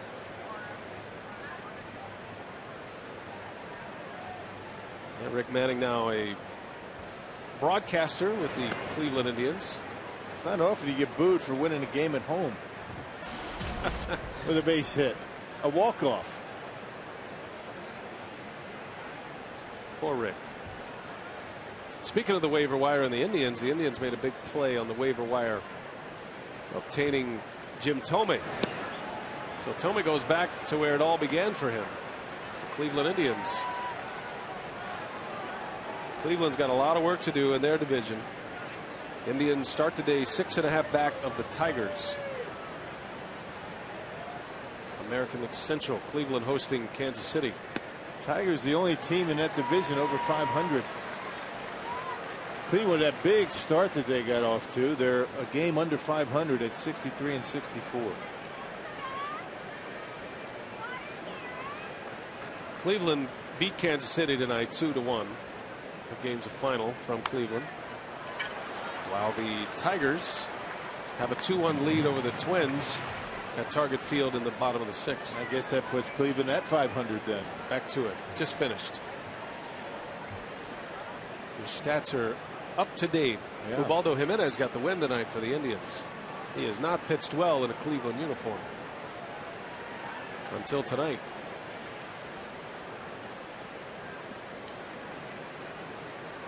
Trivia question's interesting, though. You know, all the parties that are involved. John Farrell, now the manager of the Blue Jays. You got Paul Molitor, of course. He still works in the game. He's with the Minnesota Twins, still active in baseball. Rick Manning, a broadcaster, and the guy who remembers it all, Bill Schroeder, still working as well. Yep, tucked safely in the County Stadium bullpen for all that. How was the view from the County Stadium bullpen? Not very good, but hey, everybody was happy at the end. Except the fans. Just preparing you for a long and storied broadcasting career. You learn a lot down there.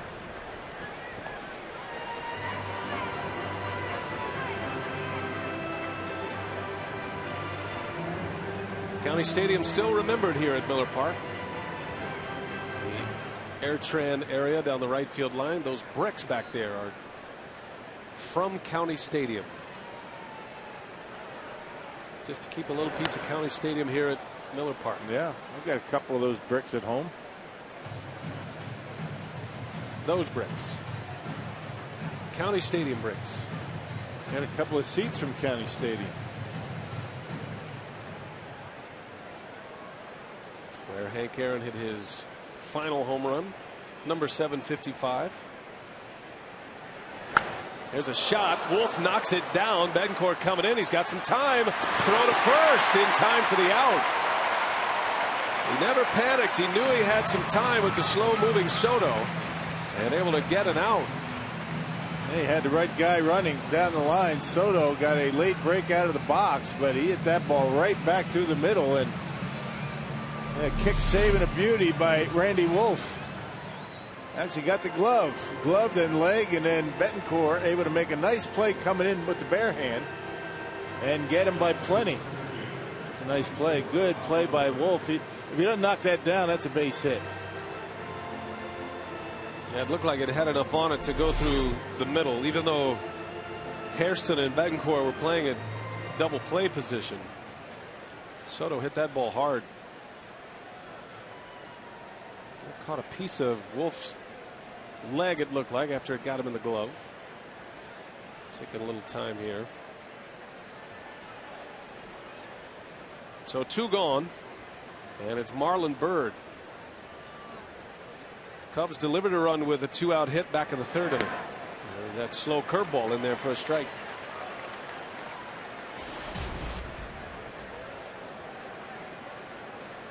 Byrd is 0 for 2, both of his outs on the ground.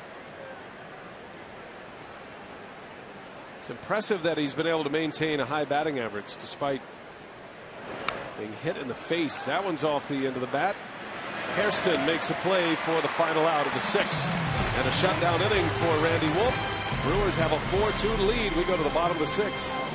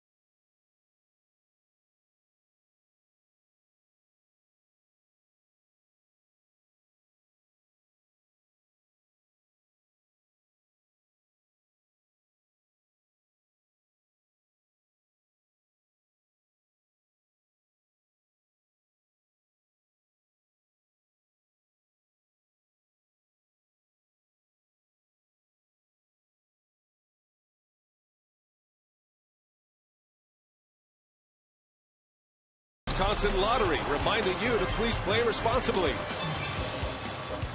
By Airtran, go, there's nothing stopping you. And by the Miller Lite Vortex bottle, taste greatness.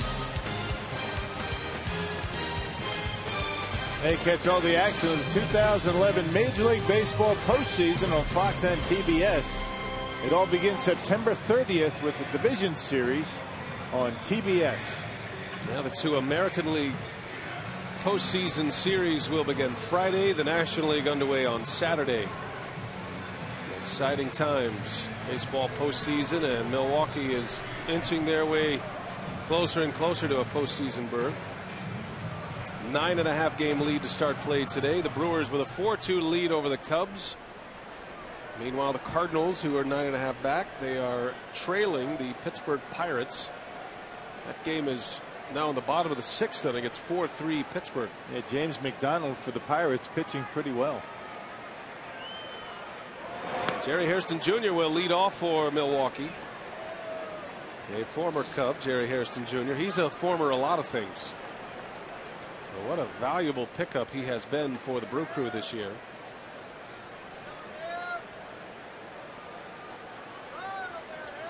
Hairston has a hit tonight. He's 1 out of 2.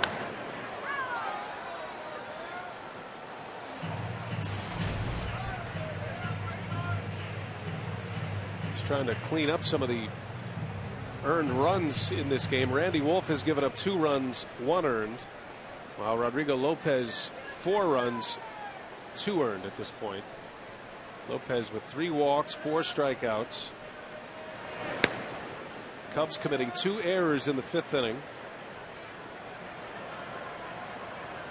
Randy Wolf is through 6, and Takashi Saito begins to get loose.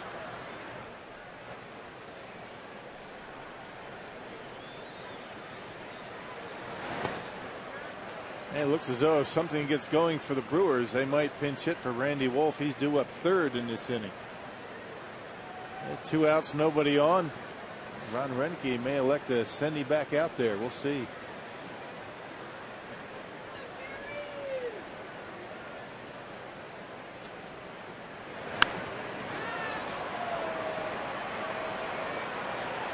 Now it ends up in the seats. Former Packers defensive lineman Gilbert Brown is coaching. Is this Lingerie League football in Green Bay? Check out Paul Emick's story right now on FoxSportsWisconsin.com. Wow, that surprised me a little bit. What is that? I'm not sure. You got to go to Paul Emick's story right now, Rock, on FoxSportsWisconsin.com. Lingerie League football. You know, I mean, I know they've you know, they changed the rules to protect the quarterbacks and everything, but you know, that's stretching it. Lingerie. Well, so there's a league in Green Bay called the Lingerie League. Okay. And if you go to FoxSportsWisconsin.com right now, you can find out all about it. All right. We don't encourage you to turn off the television. We just, again, encourage you to multitask. I was a little afraid I read it wrong.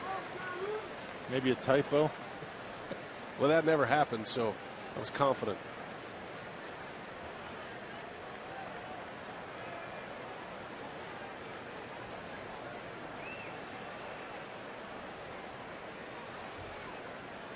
Full count to Jerry Hairston.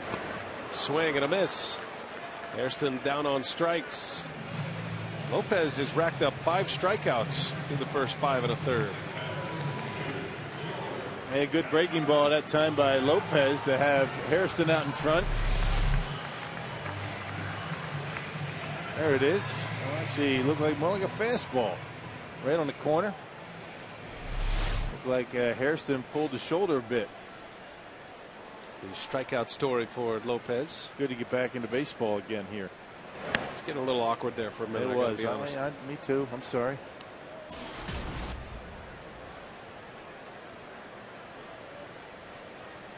George Kataris put the Brewers on the board in the 4th. A home run, his 3rd home run of the season. George has a sweet swing. He's got a home run hitter swing. A classic finish. He hit one a mile high in the 4th inning. 2-0 at the time, and Kataris. I just can't tell you how tough that is to be sitting on the bench 4 out of 5 days and come into a game and hit a home run like that. That's not easy. It's tough to stay sharp. You're taking batting practice every day. Coach is throwing about 55, 60 miles an hour. It's tough to get that live action. Just simulate that in batting practice.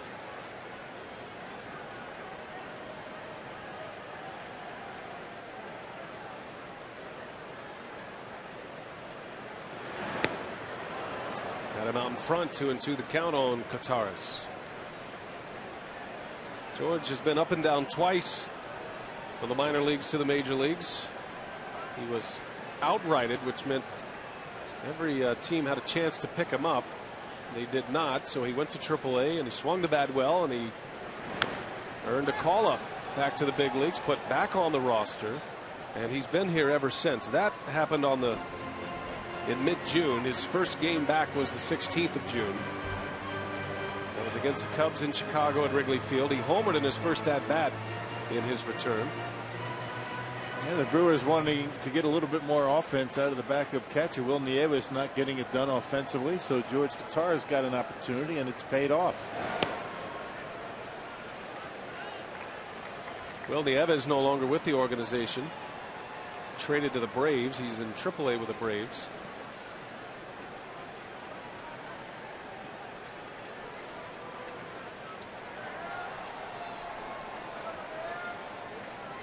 Full count with 1 away.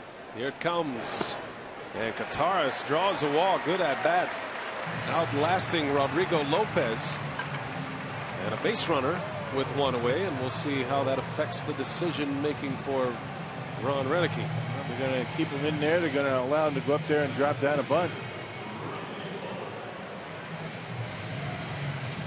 Can't help but think about all these years with the pitcher in a spot like this. It was like pulling teeth to get a starter into the 6th inning the last couple of years. And now it's almost a given that these starting pitchers are going to give you 6. There's a decision to make based on offense whether he's going to go 6 or 7. Yeah, pitch counts, so they'll get a guy, but it's usually in the 6th or 7th. You're right. I mean, for many years for Milwaukee, except for a couple of guys, you had Gallardo would be pitching well. Well, you'd be having guys in the 100 pitch area at about the 5th inning. And not the case any longer. We just hope it continues. James Russell, the big lefty in the bullpen. Mark Riggins, the Cubs pitching coach. A long chat with Rodrigo Lopez. It's not a guarantee that Wolf would be bunting here, likely, but he's a good hitter too. Might see him take a couple of shots at it. George takes off. Hit and run is on. And a throw to second in time for the out. Wolf could not make contact. It was set up for him. And a pretty good pitch to handle, but he swings right through it, and that cuts down the base runner. Yeah, good throw by Soto, who's been throwing out runners at a 27% clip before tonight. He's 1 for 4 tonight. And really, that was the only chance that he had with any of the other stolen bases on the pitcher. Wolf takes his hitting very seriously, and you can tell he was upset about that swing and a miss on the hit and run.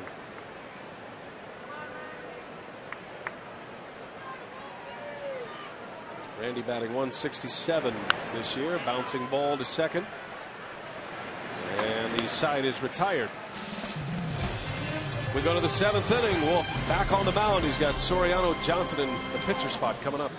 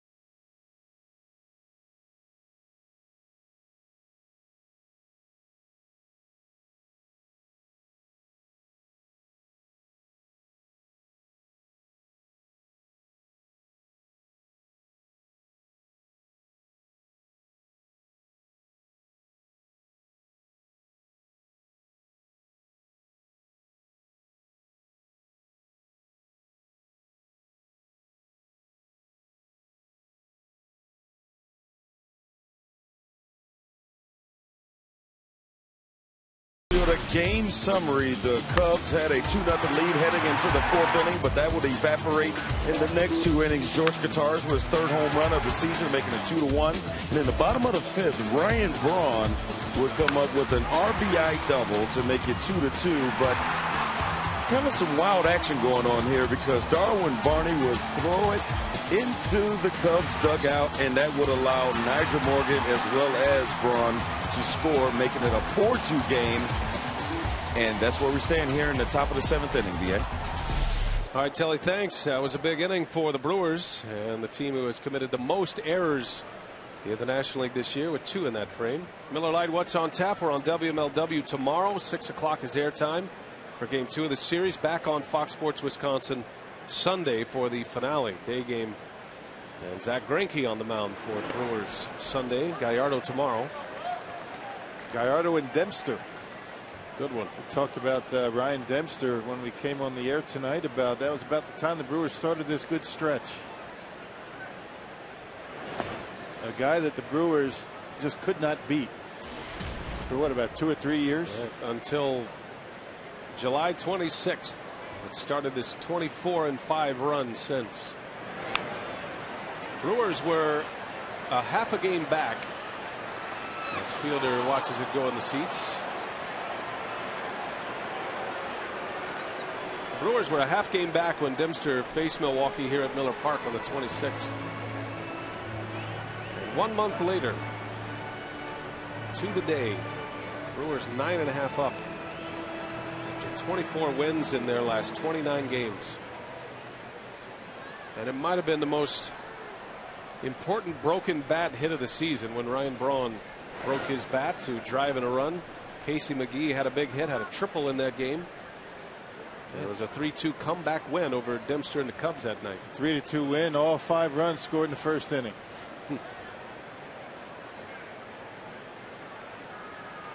Key inning for Wolf, working here in the 7th.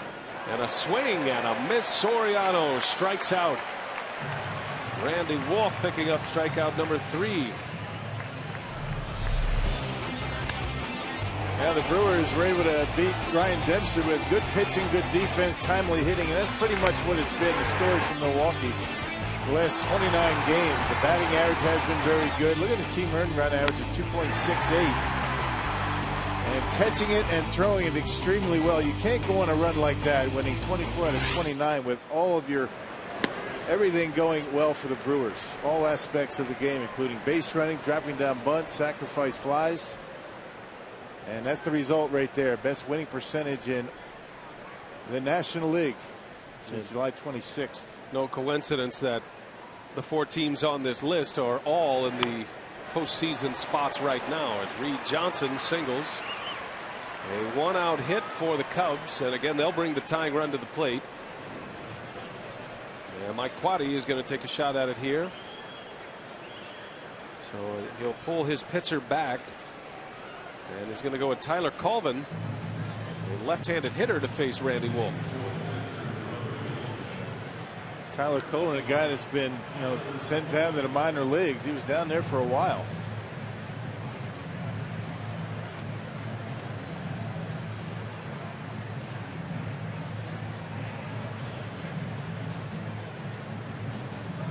So Wolf getting a quick scouting report from Rick Kranitz, the Brewer pitching coach. And he'll have a lefty-lefty matchup with Tyler Colvin off the Cubs bench. Finishes the day for Rodrigo Lopez. 6 innings, 4 runs, 2 earned. And look at the numbers against left-handed pitchers for Tyler Colvin, but there's nothing but lefties, including switch hitter, backup catcher Coy Hill. So nothing but lefties on the bench. So the matchup in the favor of Wolf and the Brewers here, with no options for Mike Quaddy. And you're seeing the biggest difference between the two managers.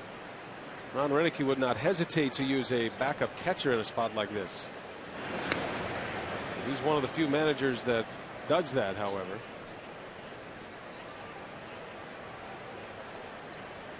And none of the left-handers on the bench have very good numbers against lefties, which is why they're on the bench against Randy Wolf. That's what you get. And he cuts through.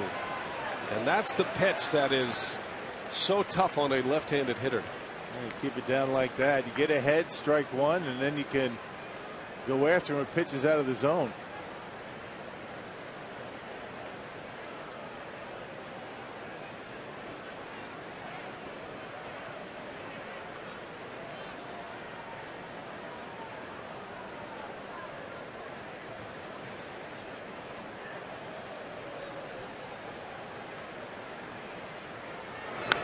Bouncing ball towards second. Hairston will make the play to first for the second out. Johnson does advance to second base. Well, Colvin looked like a mismatch there against Randy Wolf. And was able to advance the base runner for perhaps their best all-around hitter in Starlin Castro coming up. And that is going to do it for Randy Wolf. Ron Renicky is on his way to the mound. And he will turn it over to this loaded bullpen.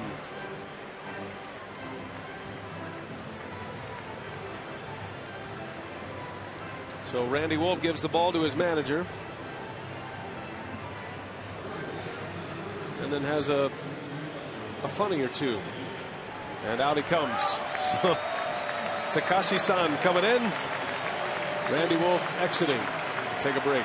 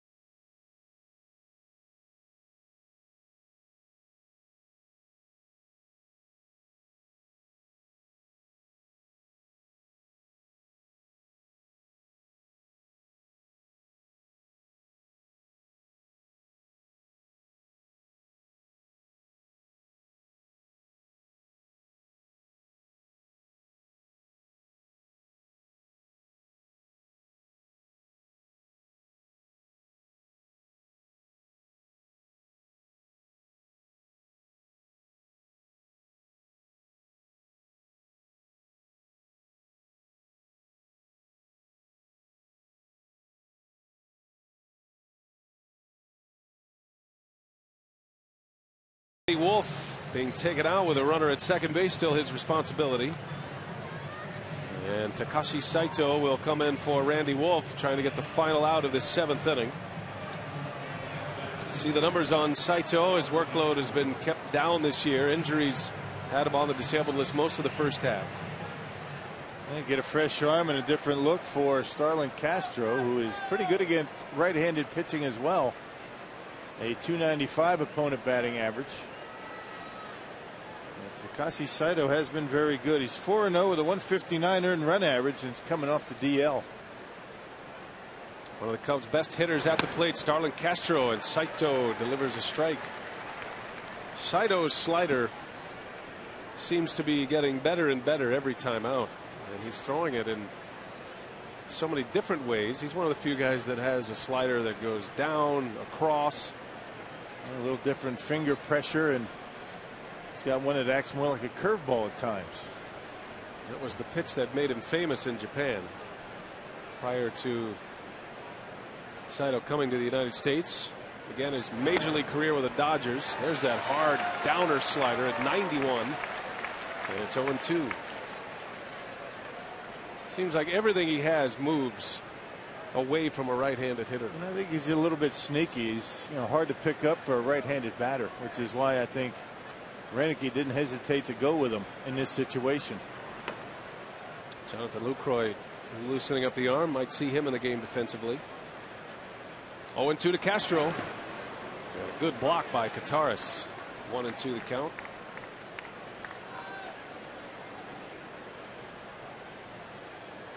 Not too many tougher outs in the National League than this young man at the plate. You got to earn every strike. And speaking of earning it, Randy Wolf, another very good start. A good bounce back from a rough start against the Mets. Got a chance to win his 11th game if the bullpen can take him to the finish line. 1 ball, 2 strikes on Starlin Castro. And a swing and a miss. Had one up around his eyes. Saito might have got away with one, but he strikes out the young hitter. And the inning is over. The Cubs strand a runner at second base.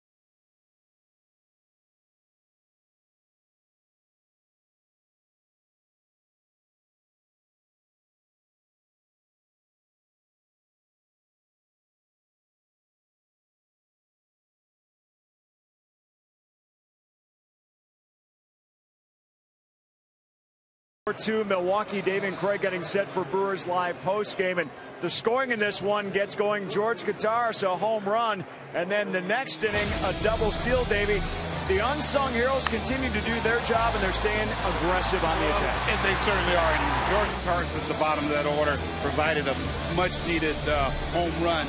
But you know, the double steal was just outstanding to get in great scoring position. End up that they scored runs. Well, we'll continue to break down this game coming up after the ball game as well. Our instructional get inside that Brewer clubhouse. 4-2 Milwaukee right now, Brian. All right, Craig, thanks. And that is Jeff Samardzija at his first pitch. Almost gets a piece of Corey Hart. That'll wake you up. Yeah, Samardzija with a big arm. He's got a slider to go with it. And this will lighten you up in that batter's box a bit. Move the feet. Hart was hit on that hand a few weeks ago. It knocked him out of a couple of games. I'm not sure how it missed him, to be honest with you. See the numbers on Samardzija. Big strikeout numbers, almost a strikeout per innings pitched. He's had a much better year this year, starting to settle in as a big league pitcher now. Yeah, a few too many walks, but not too many hits. A 192 opponent batting average. But he can bring it 97 miles an hour. And just wild enough to make you think about it at the plate. You're not going to be diving to the outside corner after the first one almost hit you. 3 balls, no strikes on Hart. This was the part of the order that got it started for the Brewers in the 5th. Hart draws a leadoff walk. That's what we're talking about. Walks. The base on balls for Samardzija has hurt him quite a bit.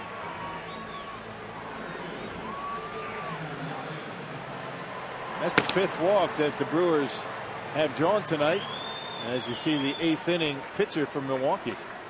Francisco Rodriguez starting to heat up in the Brewer bullpen. They'll have Darwin, Barney, Aramis, Ramirez, and Jeff Baker in the 8th inning. 2, 3, and 4 in the Cubs lineup. After Saito strikes out Starlin Castro to end the 7th.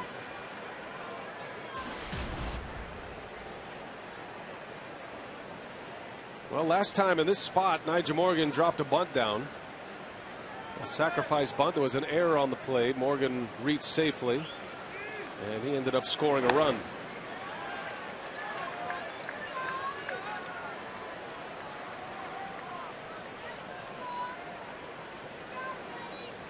Morgan showing no signs of bunting, and Ed Cedar wants to have a chat with him just to make sure that they know what's going on, the both of them.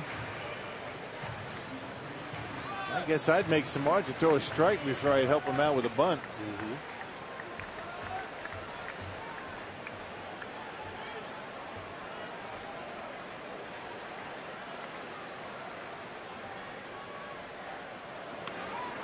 He bunts it foul, and Soto makes the catch. So Niger not taking and unable to bunt the runner to second base. Don't see Morgan do that very often. Normally a very good bunter. He's upset with himself. Yeah, well, you don't see many of the Brewers, no matter who it is, not being able to drop down that bunt. So that'll bring up Braun here with one away. Ryan Braun at the plate, presented by Wendy's. Has not been retired tonight. 2 doubles and a walk. He has a stolen base. Drove in a run his last time up, and he scored a run. 4-2 Brewers. They scored 3 of those 4 runs in the 5th inning.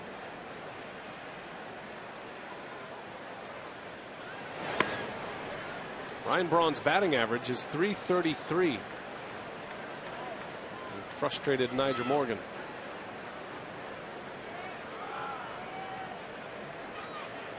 Braun is now 3 percentage points behind Jose Reyes of the Mets.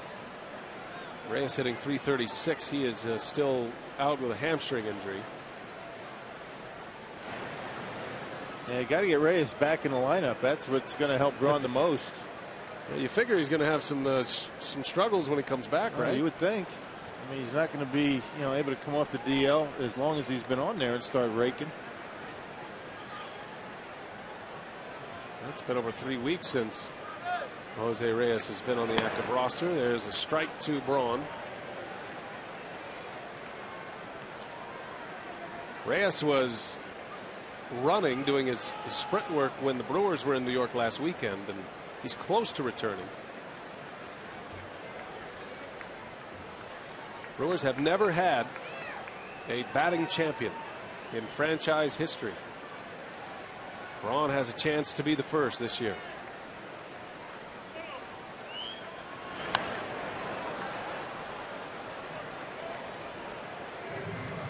And there have been some pretty good hitters throughout the years for Milwaukee. And Cecil Cooper hitting the 350s one year, didn't win it. Paul Molitor.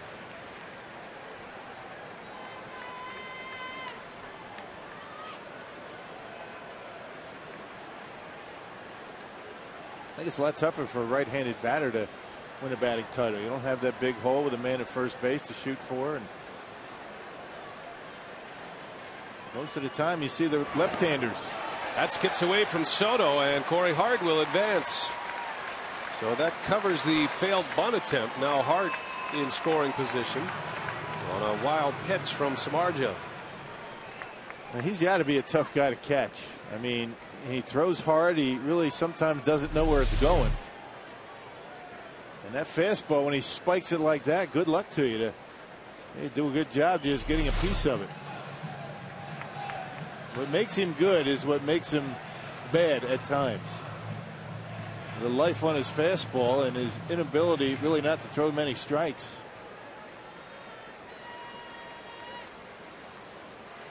Braun in a 2-2 count.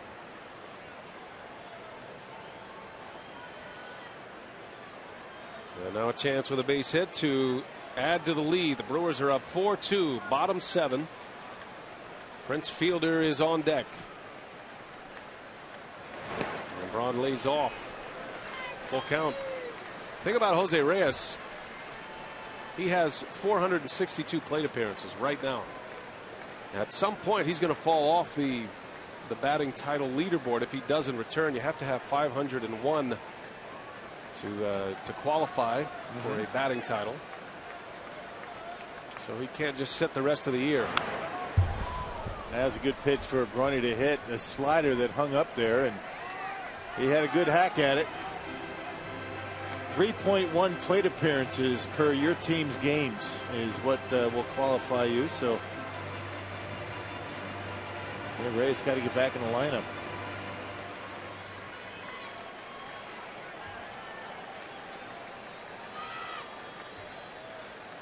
Full count to Braun. Got a runner at second with one away.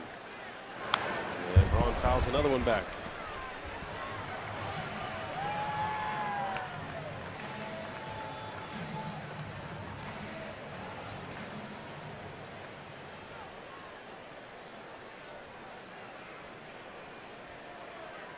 Hart with a leadoff walk.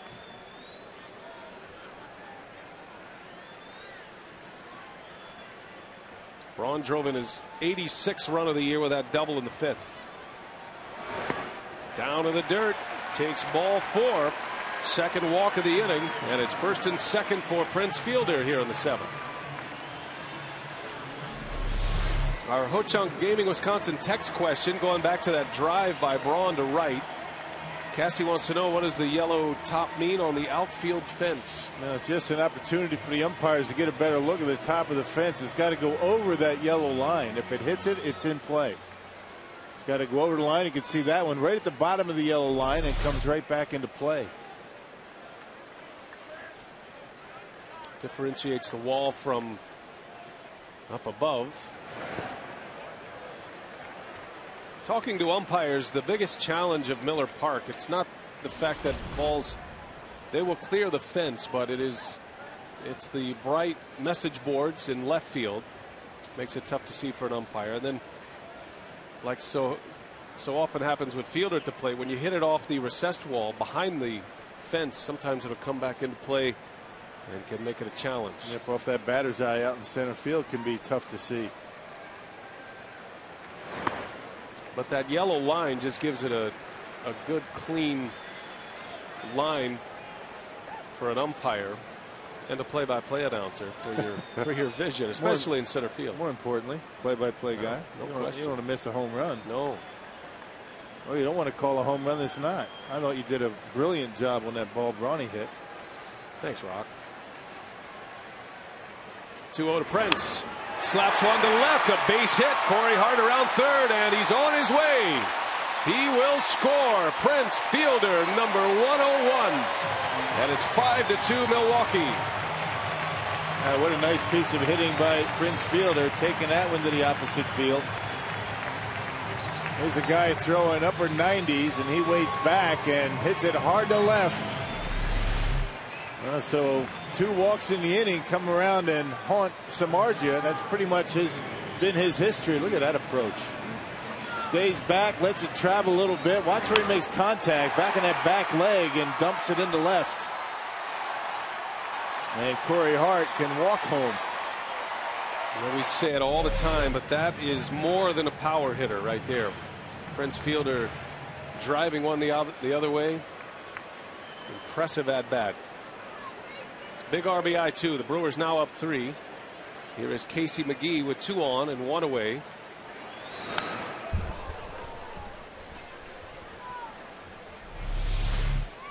Yeah, check it out back here. You know, right off of that back leg, and when you do that, you take the same swing that you normally would.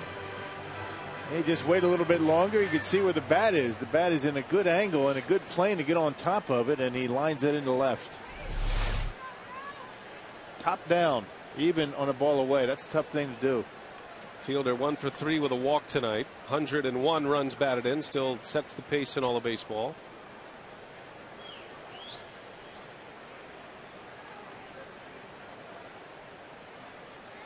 Still just 1 out. McGee a chance to drive in some runs.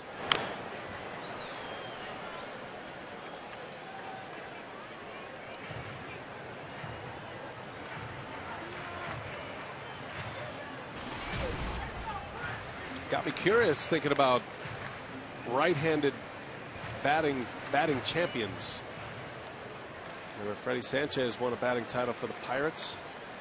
Matt Holliday in 2007. Hanley Ramirez, the last right-handed hitter in the National League to do it, in 2009. But there was a run there, but of 3 straight years where there were right-handed batters win a batting title. It's kind of unusual. Derek Lee with the Cubs won a batting title. Carlos Gonzalez, a left-handed hitter with the Rockies last year.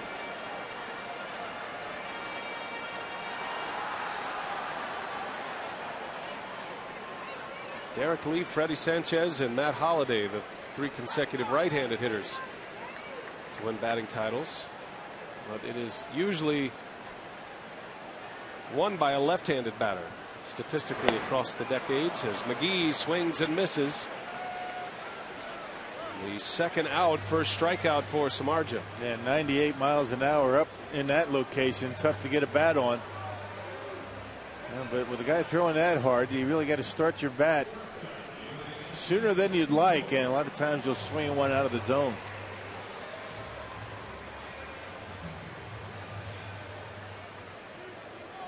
Now with 2 outs, here is YUNIESKY BETANCOURT, 0 for 3. Now 2 on. Good there for a strike. That's the thing about Samardzija, the same stuff that can get him into trouble to put base runners on, the same stuff that can get him out of these innings. That strikeout ability. This isn't a guy that's going to get hit around a whole lot. I mean, when he gives up runs, it's ordinarily walks involved. And that's what's happened tonight. Samardzija's given up just 51 hits in his 73 innings this year. But almost as many walks.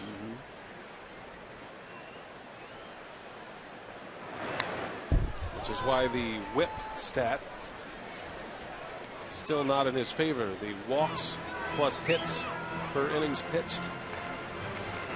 That's been a stat that managers and front office personnel, they've looked at for years, but only in the last decade or so has that stat actually showed up as an official stat in the stat sheet that you can follow along. It's a big one though. Walks plus hits per innings. Base runners, basically. Yeah. 1-2 to Betancourt.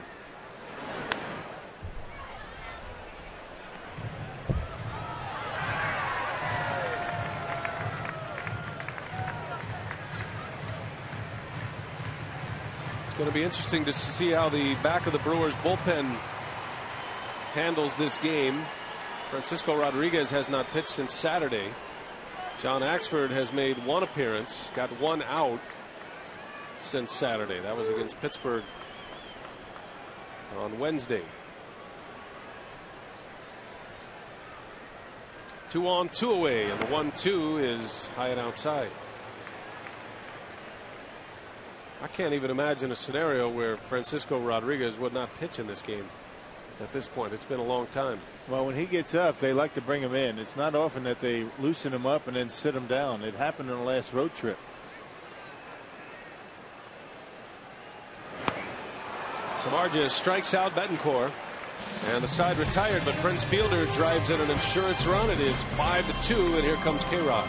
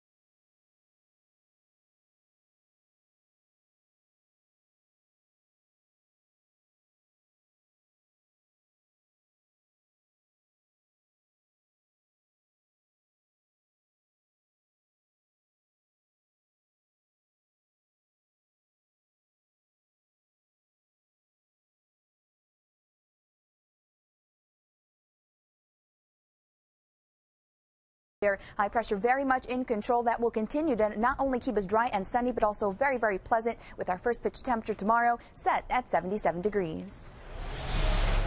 Sounds like a great day tomorrow. The roof will be open. Brewers and the Cubs for the second game of the series tomorrow. It'll be Giovanni Gallardo on the mound against Ryan Dempster. Francisco Rodriguez will take over for the 8th, 5-2. The Brewers with a 3-run lead. Now, K-Rod, as you mentioned, has not pitched since Sunday against the Mets. He tossed a perfect 8th inning. He's appeared in 16 games with the Brewers, and he's 3-0 with a .352 earned run average. Jonathan Lucroy comes in to catch. Brewers tighten up defensively. And it's Darwin Barney to lead off. Barney, Ramirez, and Jeff Baker. I'm sure there has to be a little bit of concern about how sharp Francisco Rodriguez will be. Yeah, so it's good the Brewers have a 3-run lead. You got the margin for error out there. But you'd rather have him underworked than overworked at this point.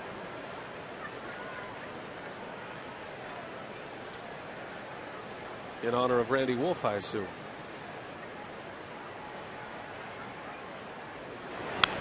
Bouncing ball to third, right to McGee. And there is out number 1.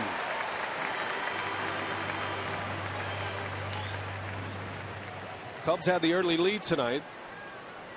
Scored a run in the first. Starlin Castro homered to start the ball game. And then Wolf gave up an unearned run in the 3rd inning. It was his error in the 3rd that set up an RBI double by Jeff Baker. But the Brewers mounted a comeback. George Kataris with a home run in the 4th, a 3-run 5th inning. Cubs committed 2 errors in that 3-run 5th. The Brewers tacked one on a fielder RBI in the 7th. Ramirez taking a hack at the first pitch. And he's looking to hit one out of the ballpark on every swing. And good location on the fastball that time. Down.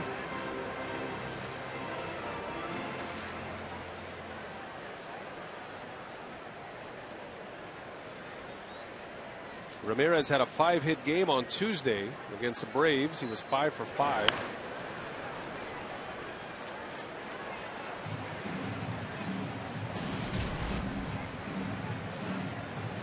He doesn't let many get to the catcher's mitt. And what's impressive about Ramirez is the fact that he can hit any pitch in any count hard. Yeah. Well, with his start, as bad as he was in the beginning of the year, he's going to end up with 100 RBIs, around 30 home runs, and a .300 batting average. Media guy doesn't lie. In a free agent year. Ramirez did not want to be traded. Wanted to stay a Cub. He said he signed a contract, a multi-year contract, and wanted to fulfill that contract.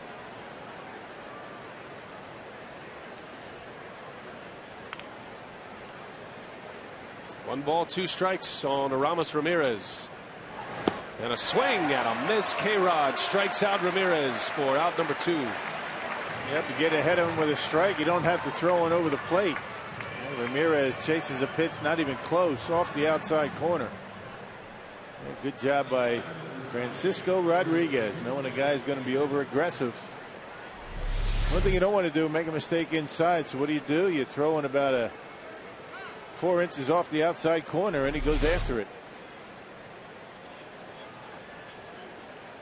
Here's Carlos Pena. He'll pinch hit for Chicago. Pinch hitting for Jeff Baker. Pena will be a free agent at season's end. Signed a 1-year deal with the Cubs. You figure he'll get some interest. Strikes out a lot, but he hits a lot of homers as well. Has 23 home runs this season. All right, that one had some life on it. That fastball down around the knees.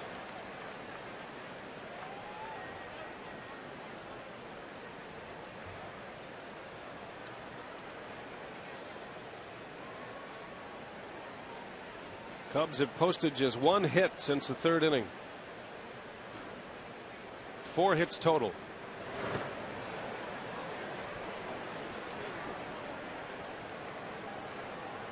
Randy Wolf went 6 2/3, 2 runs, 1 earned. Got a chance to win his 11th game of the season.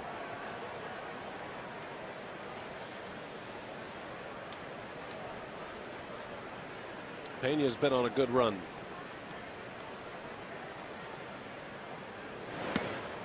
In there for a strike, 1-2 the count. Must be looking for something off speed, because those two fastballs were pretty good pitches to hit for a lefty. They like it down, and Pena took him both.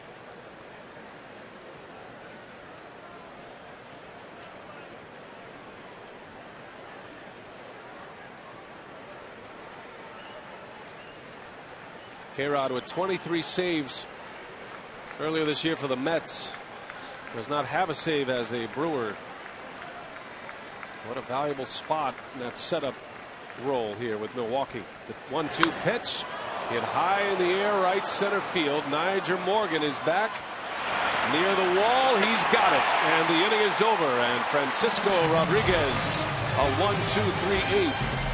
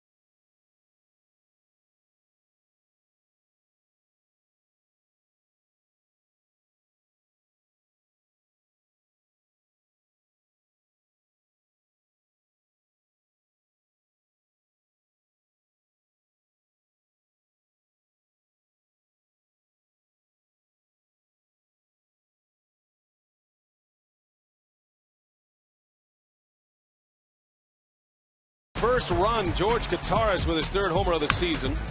And then the Brewers started to open things up in the fifth. At a single, there was an error. Hart and Morgan both reached. And then Ryan Braun almost hit one out of here. It was an RBI double. And a throwing error by Darwin Barney launched one into the Cubs dugout. And that allowed two more runs to score. Morgan and Braun coming in to score. Two errors in the inning by the Cubs. 3 runs in the fifth, and then Fielder added the fifth run with an RBI single. Prince Fielder now with 101 runs batted in, and on a night when Braun and Fielder drive in runs. The Brewers lead 5-2 as we go to the bottom of the 8th. There is Ramon Ortiz on the pitch for the Cubs. Well, only 11th game for Ortiz. He's got a .617 earned run average. 23 1/3 innings, and he's given up the 5 home runs. This guy's got a good arm. He really does. Carlos Pena takes over at first base. Pena missed a home run by just a few feet. Ortiz against Jerry Hairston Jr.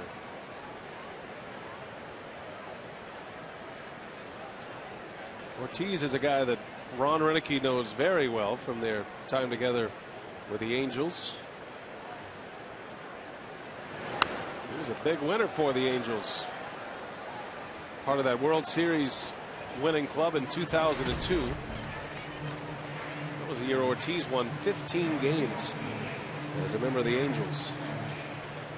Good fastball slider, essentially. It's basically a 2-pitch pitcher, but he made some starts for the Cubs. Now he's in the bullpen. He got started late in his career. He didn't make it to the big leagues until he was 26. And here he is at 38 years of age, still at it. He went 3 years between big league appearances from 07 to 2010.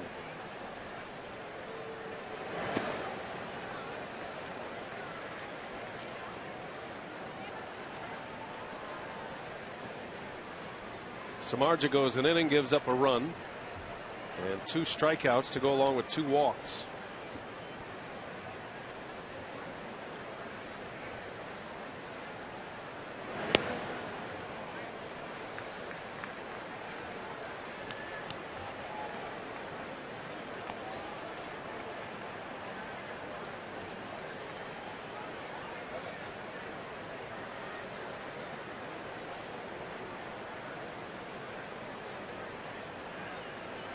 Full count to Hairston, 1 out of 3 tonight. And a line drive base hit. Jerry Hairston is aboard with his 2nd hit of the night. He keeps getting his hits. He's 2 for 4 tonight. Yep, doing a nice job just staying back. That slider stayed in the inner half and he able to muscle it into left field. Got it down on the handle just a little bit. A little backup slider. See where he makes contact on it. You know, he got it down on the trademark a bit, but was able to get it out in front and lift it over the head of Ramirez. Here's Jonathan Lucroy, his first at bat of the night. Came in defensively last inning for Kataris. Kataris had a good night at the plate, 1 for 2, a home run, a walk. Marcotte will hit next in the pitcher spot.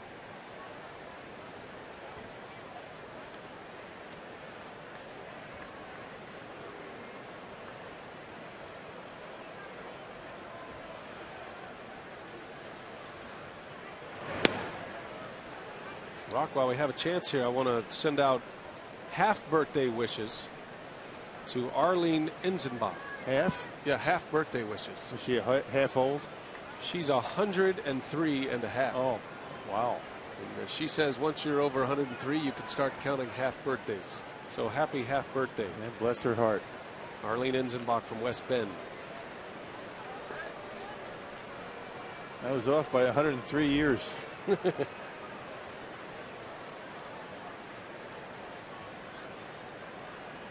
Sellout crowd here at Miller Park tonight. They've seen a good game. The Brewers fell behind early, took the lead in the 5th, and now trying to make it stand up tall to the finish line. As Lucroy swings and misses. 0-2 to count. The Cardinals have taken the lead over the Pirates. Game is just final, actually. St. Louis wins 5-4 over the Pirates. 2-run home run by Lance Berkman in the bottom of the 8th inning. High fly ball left field. This is Soriano.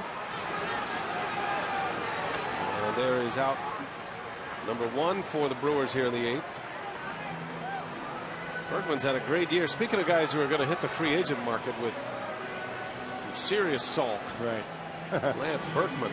It's going to be a good free agent year for the Bats, isn't it? Berkman in his 30th home run tonight. Marcotte will pinch hit. Cotte as a pinch hitter this year, 9 for 30. That's a .300 batting average. Has 5 runs batted in. He's had a couple of game winners.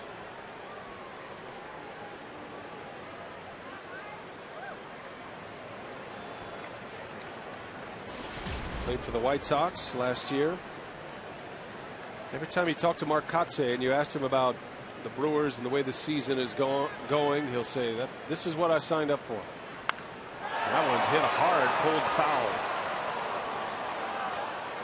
Yeah, he's been seeing the baseball well. There was a slider from Ortiz that stayed up in the zone, and Mark just couldn't pull the hands in and keep it fair.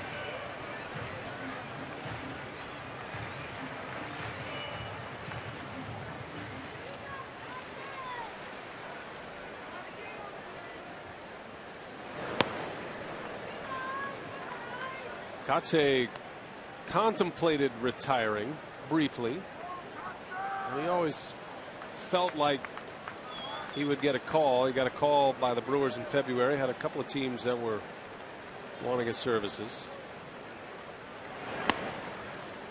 Lives in San Diego, and he was thinking, well, you know, ideally I'd like to play close to home, but once he started looking at the Brewers roster and the additions of Greinke and Markham, he felt like this was his best chance to win, best chance to go to the postseason. Boy, was he right. Yeah, he's been a big help. And he played well when Corey Hart was hurt. Filling in when Ryan Braun was out as well. He had a great run when Braun was out. Braun eventually missed 12 games. Katse held up his end of the bargain and swung the bat well. Ron Renicky just raves about Katse. There's one ripped right off the leg of Ortiz, and he'll make the play for the out. Boy, that was scalded by Katse. Nothing to show for it. 2 outs in the inning. Yeah, they might have been able to turn a double play on that, but Ortiz able to knock it down and was happy to get the sure out at first base. And you see Castro over there. He wanted the baseball. They would have had a double play.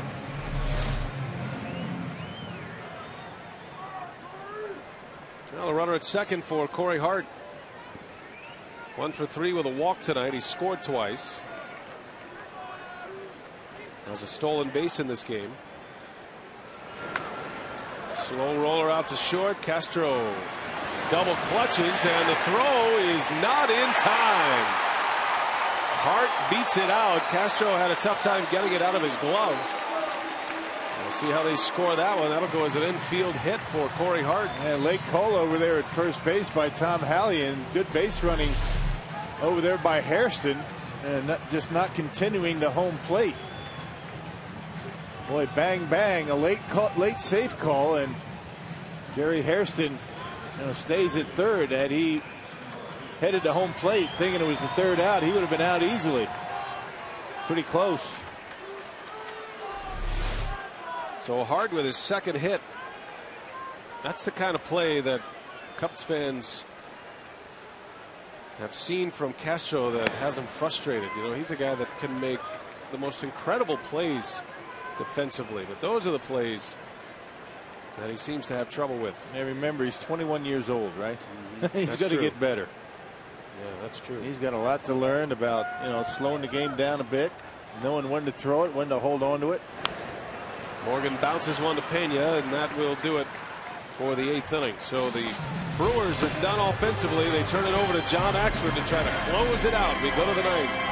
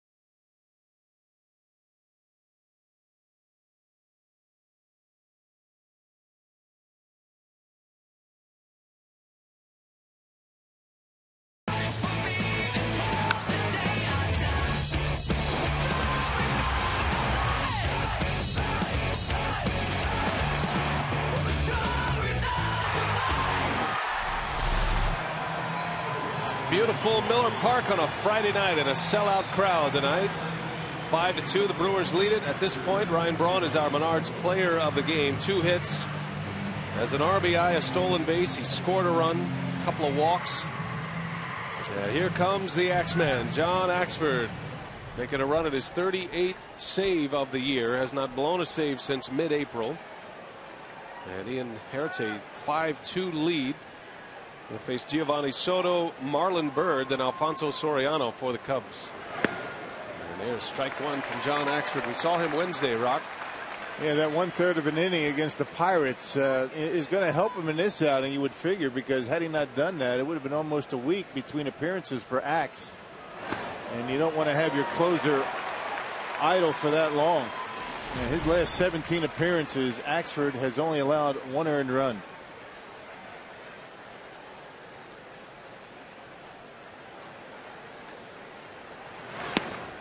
Axford hasn't had a save opportunity since Saturday. It's been almost a week, and you think, okay, 6 games and no save opportunities. The Brewers must have really struggled. Scoring runs. Right. They went 4-2 in that stretch.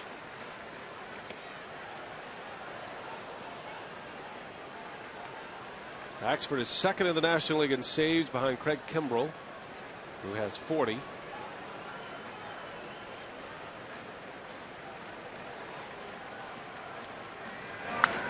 High fly ball, center field, playable for Nyjer Morgan. And he'll make the catch for the out. Ryan Braun just over there for a courtesy chirp on Tony Plush. That's enough to scare you up here in the press box. Having a good time out there, the Brewers. 1 gone for Axford.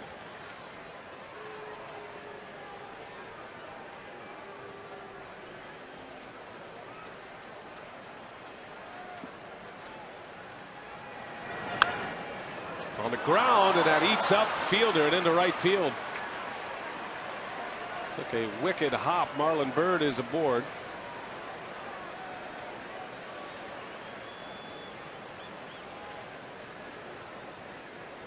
Yeah, he hit that ball hard on the ground to Prince, and that always surprises a corner infielder when that right-handed hitter hits a bullet at you at first base. It came up on him, got him in the arm, and into right field.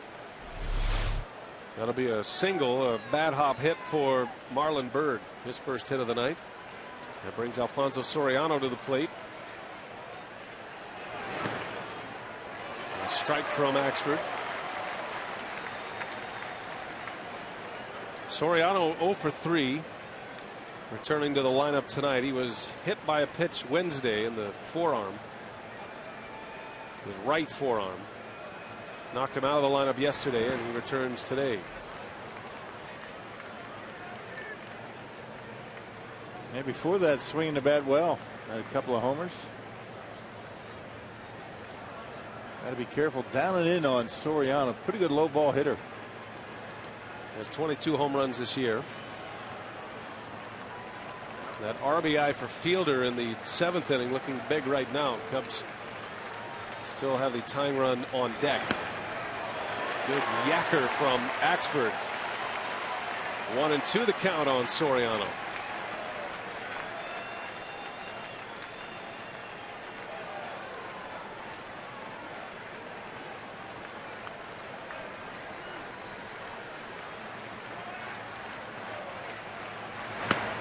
Fastball just missed. Bring him up. Boy, I didn't miss by much.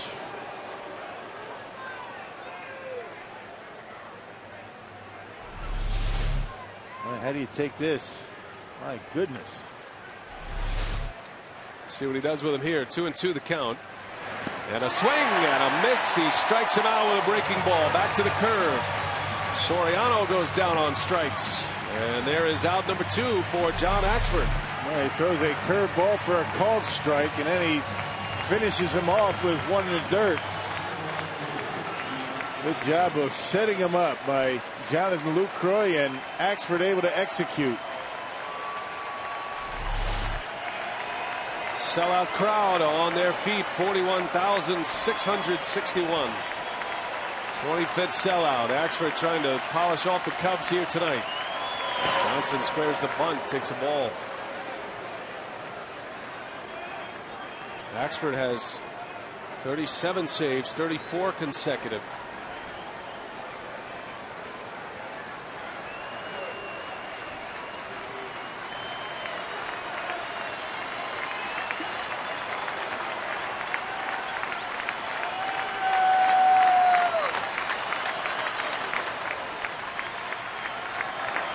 Goes, and the pitch is upstairs for a ball.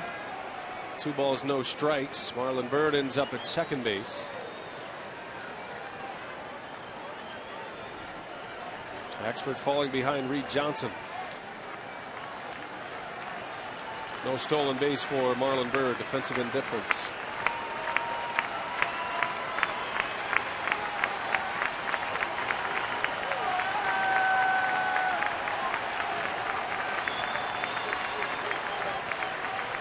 Two and 0 on Johnson. 2 outs in the inning.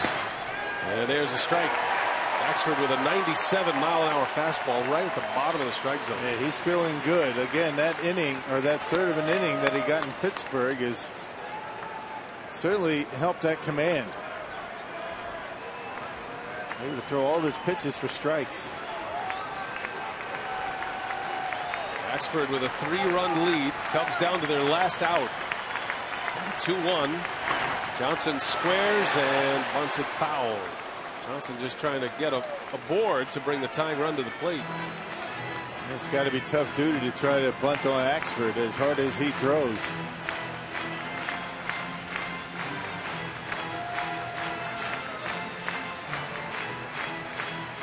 Brewers trying to start the homestand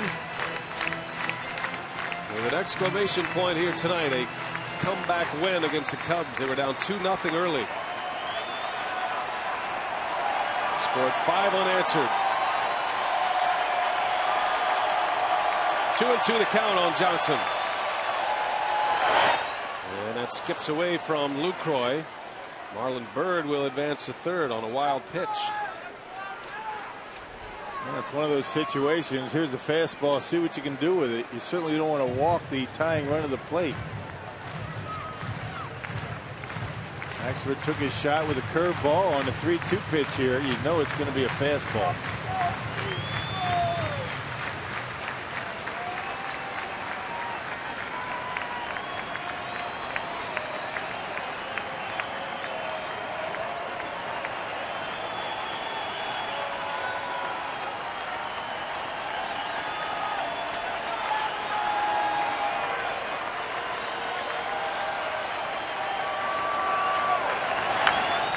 Drive down the right field line, foul.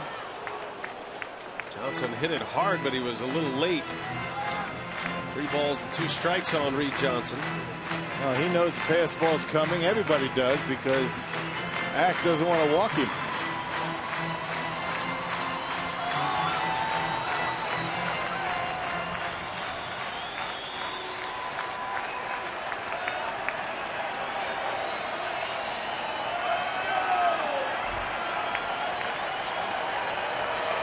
Do it again. Another 3-2 pitch. And Johnson lays off. He tried a breaking ball, a slider. And now the Cubs will bring the tying run to the plate. Yeah, interesting pitch selection right there with the tying run on deck. Reed Johnson can't hurt you. That's a good at bat by Johnson right there to bring the tying run up.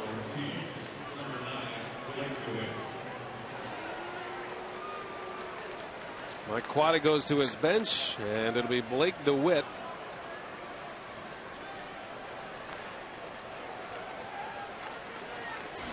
Tying run at the plate for the Cubs. DeWitt with 4 home runs this year and 193 at-bats. Comes in batting .259.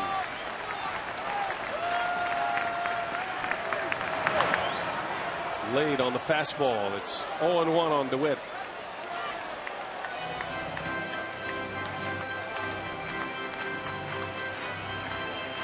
Marlon Byrd singled. Remember the bad hop that bounced over a fielder's shoulder.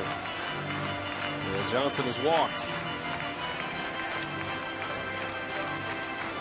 Yeah, DeWitt's been their best pinch hitter. He's 11 for 50 this year. Does have a pinch hit home run this season.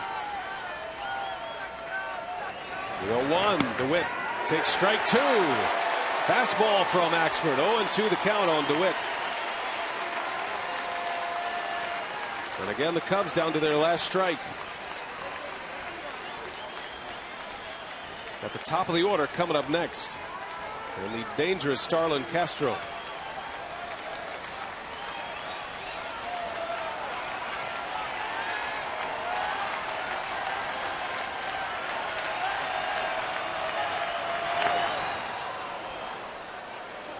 Back with the heat, 97 with the fastball this time. And just able to get a piece to stay alive. That's not a guy you want to see up in this situation. That guy can hit.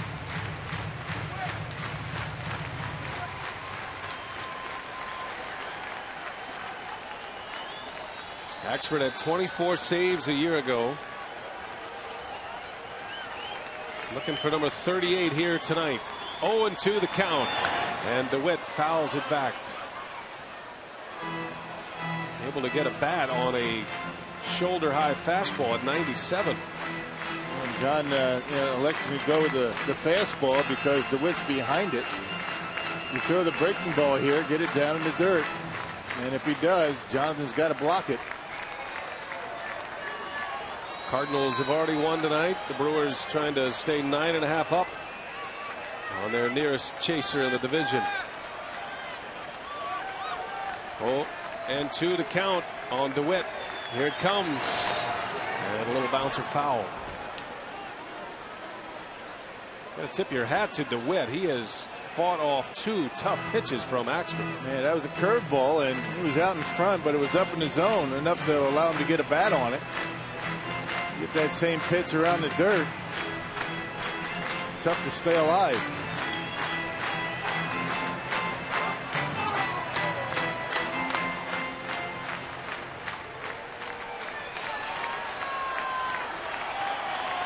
We'll do it again. The 0-2 pitch, and DeWitt takes a ball. Johnson will take second base. Brewers not holding Reed Johnson on. They're not worried about Johnson. The guy at the plate is the guy they're concerned about. DeWitt representing the tying run. His pinch hit homer this year was a 3-run homer.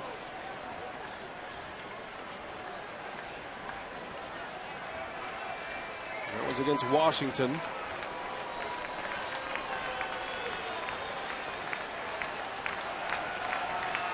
Laid off a tough breaking ball in the dirt. See what Axford gives him here.